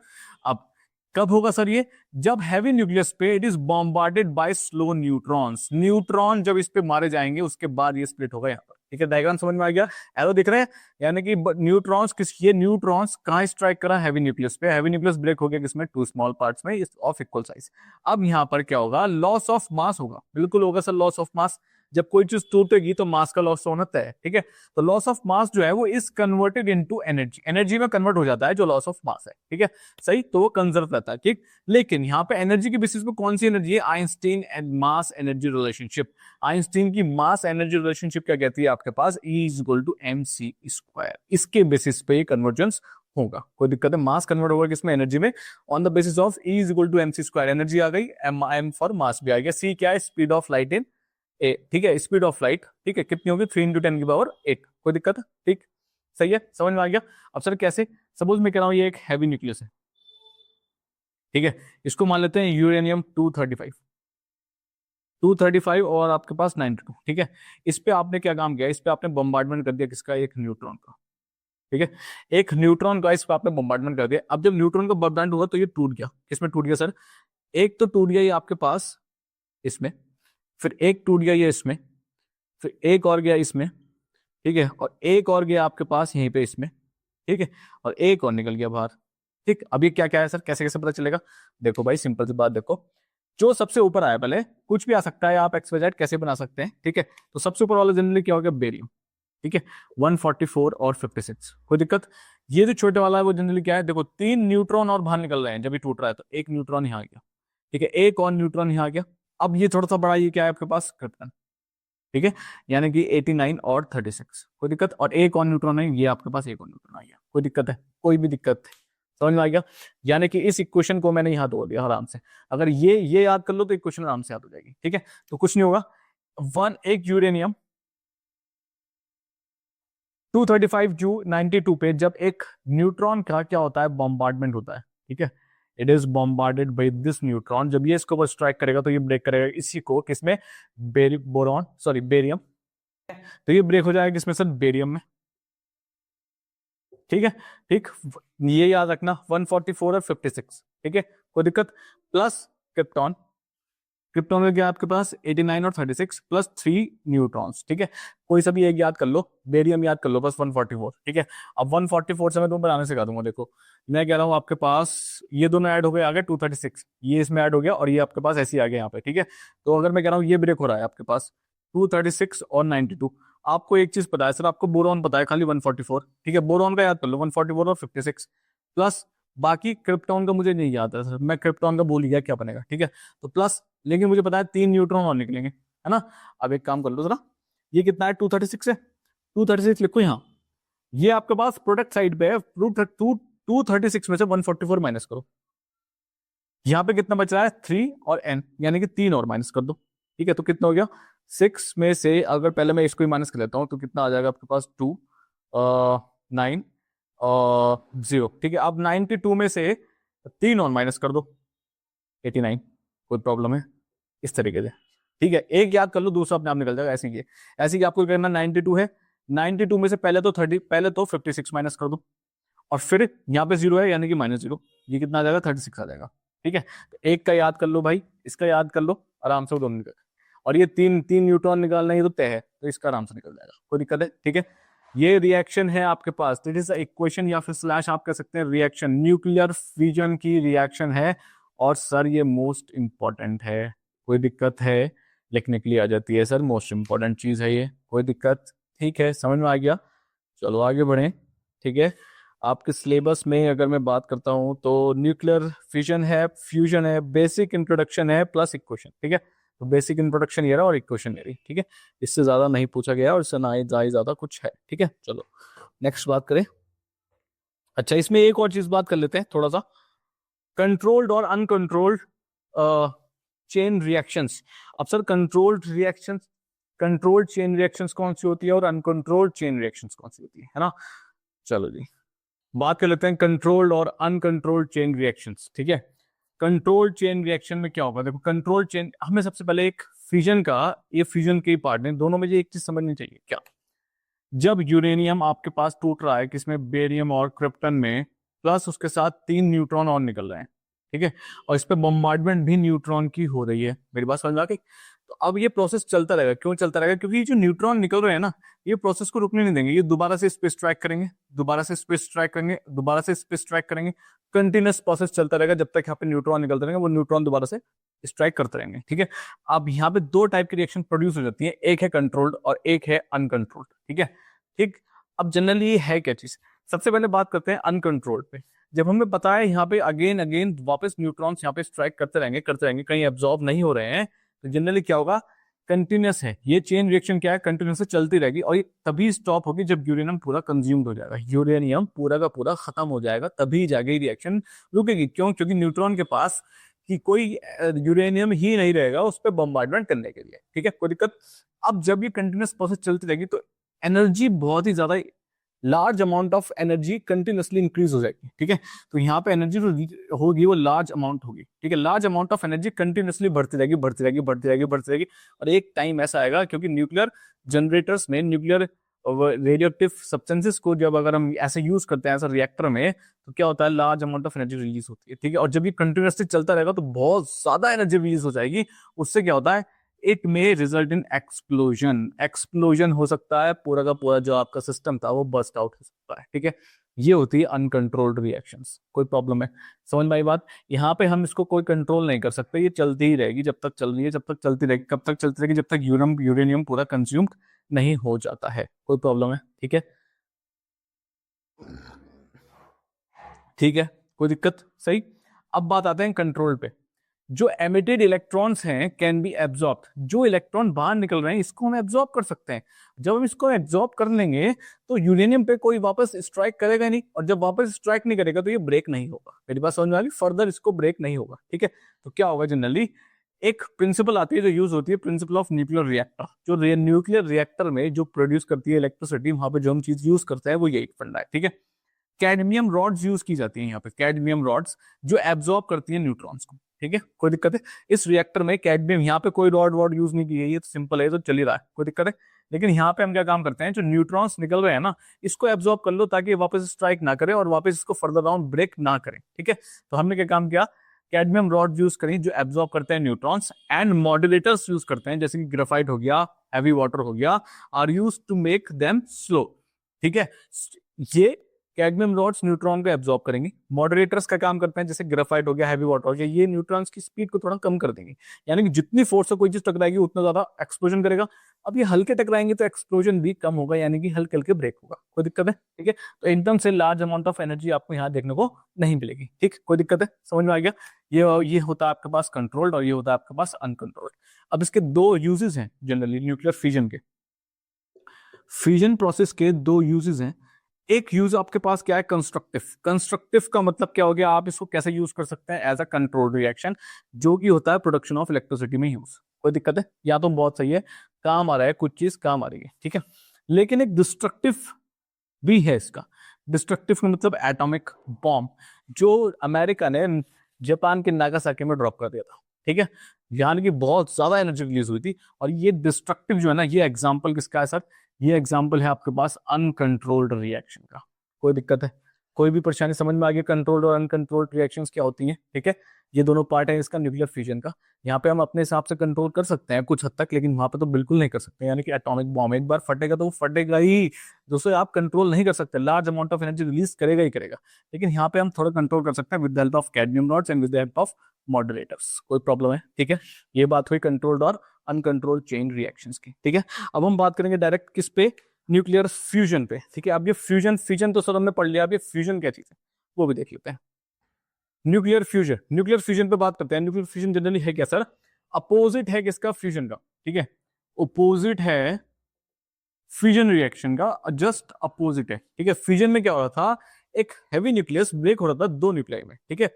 लेकिन यहां पे क्या होता है, two light nuclei combine to form a heavy stable nucleus, यानी कि दो मिलकर एक बड़ा एक स्टेबल न्यूक्लियाई फॉर्म कर रहे हैं। कोई दिक्कत है? ठीक है, समझ में आ गई। अब फॉर एग्जांपल समझते हैं कैसे। ड्यूटेरियम लिए हमने, दो लिए ड्यूटेरियम के, ठीक है। दोनों ड्यूटेरियम पहले कंबाइन पे, तो क्या बनाया इन्होंने, हीलियम का आइसोटोप बनाया, यानी कि 3He2, क्योंकि हमें पता है हीलियम कितना होता है सर, हीलियम होता है आपके पास 4 2, ठीक है। तो इन्होंने क्या काम किया, हीलियम का आइसोटोप बनाया, लेकिन इतनी अमाउंट ऑफ एनर्जी क्या करी सर, रिलीज करी, ठीक है। कितना है, 3.3 मेगा इलेक्ट्रॉन वोल्ट। कोई दिक्कत है? एक इलेक्ट्रॉन वोल्ट में कितने होते हैं सर, एक इलेक्ट्रॉन वोल्ट में 1 पॉइंट ना ना ना हाँ ठीक है, 1.6 × 10⁹ इतना जूल होता है, कोई दिक्कत है? ठीक है, तो 3.3 मेगा इलेक्ट्रॉन वोल्ट जूल इन्होंने, mega electron volt sorry, electron volt unit है आपके पास एनर्जी की, ठीक है, इतनी एनर्जी रिलीज करी। ठीक, अब ये तो हो गई स्टेप 1 में। अभी यही नहीं रुका, एक और ड्यूटेरियम ने ये जो हीलियम आइसोटोप बना था इसके साथ ही रिएक्शन कर ली यहां पर दोबारा। ठीक है, दोबारा से रिएक्शन करी और उसने क्या बनाया, फिर हीलियम बनाया 4He2 और प्लस एक प्रोटॉन बाहर निकाल दिया। ठीक है, जो बचा था, और प्लस 18.3 मेगा इलेक्ट्रॉन वोल्ट दोबारा से क्या कर दी सर, रिलीज कर दी। कोई दिक्कत है? दोबारा से रिलीज कर दी, तो टोटल एनर्जी रिलीज कितनी हुई सर, दोनों को ऐड कर देते हैं, 3 और 3 कितना होगा, 6 पॉइंट, ये हो गया आपके पास 121.6 मेगा इलेक्ट्रॉन वोल्ट इन्होंने रिलीज कर दी, कंबाइन होने में ही रिलीज कर दी। कोई दिक्कत है? ठीक है, अब एक चीज और ध्यान रखो, ड्यूटेरियम हमने लिया था, ये ड्यूटेरियम कितने आए हमारे पास, ड्यूटेरियम हमने लिया था, कितने ड्यूटेरियम कंबाइन हुए, 1 2 3, 3 ड्यूटेरियम कंबाइन होते हैं, और क्या फॉर्म करने के लिए कंबाइन हो रहे हैं सर, ये क्या बनाने के लिए, हीलियम फॉर्म करने के लिए कंबाइन हो रहे हैं। आप समझ में आ गया? समझ में आ गया? कोई दिक्कत है? तो 2 light nuclei combine to form a heavy stable nucleus. ठीक है, तो यहाँ पे 2 मिले, दोनों ने कंबाइन किया आपस में, तो एक बनाया आपके पास हीलियम आइसोटोप। ठीक है, ये बनाया इसने। ठीक है, प्लस ये इसने दोबारा से आपके पास इसके साथ रिएक्शन करी और बना लिया हीलियम। अब ये स्टेबल है, कोई दिक्कत है? कोई भी दिक्कत है किसी को? ठीक है, इस तरीके से यहाँ पर रिएक्शन हो रही है। ये है जनरली क्या, न्यूक्लियर फ्यूजन। ठीक है, और large amount of energy release कर रहे हैं, 21.6 मेगा इलेक्ट्रॉन वोल्ट। कोई दिक्कत? ठीक है, अब एक और चीज है, जो आपके पास न्यूक्लियर फ्यूजन है, it is not possible at ordinary temperature and pressure. Sir ऐसा क्यों? ऐसा क्यों ऑर्डिनरी टेम्परेचर प्रेशर पे क्यों? यहाँ पे सर टेम्परेचर और प्रेशर का रोल कहां से आ गया? यहाँ पे तो ये सिर्फ कंबाइन कर रहे हैं और एनर्जी रिलीज कर रहे हैं, प्लस एक बार ये बना रहा है और दूसरी बार स्टेबल बना रहे हैं, यानी कि ये इतना, तो कितने, 3 ड्यूटेरियम कंबाइन कर रहे हैं आपस में। ठीक है, 2 तो आपस में कर रहे हैं, एक आपके पास हीलियम के आइसोटोप के साथ कंबाइन कर रहा है ना, ताकि स्टेबल आपको स्टेबल न्यूक्लियस दे सके, यानी कि हीलियम आपके पास जनरली 4He2 हो गया। 2 कैसे हो गया सर, आउटर मोस्ट में 2 है, यानी कि डुप्लेट कर रहा है, तो ये जनरली स्टेबल हो गया। कोई दिक्कत है? ठीक है, अब सब बचा कौन, it is not possible for ordinary temperature. तो सर इसमें प्रेशर और टेम्परेचर का क्या रोल है, ये बता दो आप, है ना। देखो सिंपल सी बात समझो, जब 2 न्यूक्लियाई कंबाइन करते हैं आपस में, ठीक है, तो उनके बीच में ना दोनों न्यूक्लियस है भाई, दोनों ही न्यूक्लियस है, तो न्यूक्लियस आपस में क्या करता है, ये भी पॉजिटिव और ये भी पॉजिटिव है, तो एक दूसरे पे कौन सी फोर्स एक्सर्ट करते हैं, ये फोर्स करते हैं आपके पास electrostatic force of repulsion, repulsive force लगाते हैं एक दूसरे पे। तो जनरली जब force of F means force, O means for, of and R मैंने लिख दिया रिपल्शन। ठीक है, तो जब ये फोर्स ऑफ रिपल्शन एक दूसरे पे लगा रहे हैं तो ये कंबाइन हो जाएंगे भाई? बिल्कुल नहीं कंबाइन होंगे। ठीक है, मेरी बात समझ आई? तो आपको ना इसको क्या करना पड़ेगा, हाई टेम्परेचर देना पड़ेगा, प्लस हाई प्रेशर देना पड़ेगा, प्लस हाई टेम्परेचर प्रोवाइड करना पड़ेगा, ताकि हम ये जो इलेक्ट्रोस्टैटिक फोर्स है ना, इसको क्या कर सके सर, ब्रेक कर सके, और ये दोनों क्या हो सके, कंबाइन हो सके। मेरे पास समझ में आ गई? इसीलिए ये ऑर्डिनरी टेम्परेचर एंड प्रेशर पे काम नहीं करते हैं, ये ऑर्डिनरी की जगह किस पे काम करते हैं सर, हाई पे काम करते हैं। कोई प्रॉब्लम है? समझ में आ गई बात? ठीक है, क्यों? क्योंकि इलेक्ट्रोस्टैटिक फोर्स ऑफ रिपल्शन है दोनों न्यूक्लियस के बीच में, न्यूक्लियस के अंदर प्रोटॉन्स होते हैं, तो सर ये भी प्लस में जाएगा और ये भी प्लस में जाएगा, दोनों ही प्लस हैं, और प्लस प्लस आपस में एक दूसरे पे रिपल्सिव फोर्स लगाते हैं, like charges repel each other, है ना। तो इनके बीच की इलेक्ट्रोस्टैटिक फोर्स ऑफ रिपल्शन को हमें खत्म करना है, तभी तो अटैक होंगे, जब ये खत्म होंगे तभी आपस में क्या होंगे, ज्वाइन होंगे। तो इसलिए हमें क्या, हाई प्रेशर और हाई टेम्परेचर इनको देना पड़ता है। आ गई बात समझ में? ठीक है, कोई दिक्कत है? इसी वजह से इन रिएक्शंस को बोला जाता है thermonuclear reactions। ठीक है, therefore these reactions are known as thermonuclear reactions। ठीक है, थर्मो का मतलब किससे है सर, हीट कहां से मिल रही है sir, temperature, high temperature and high pressure. कोई प्रॉब्लम है? समझ में आ गया?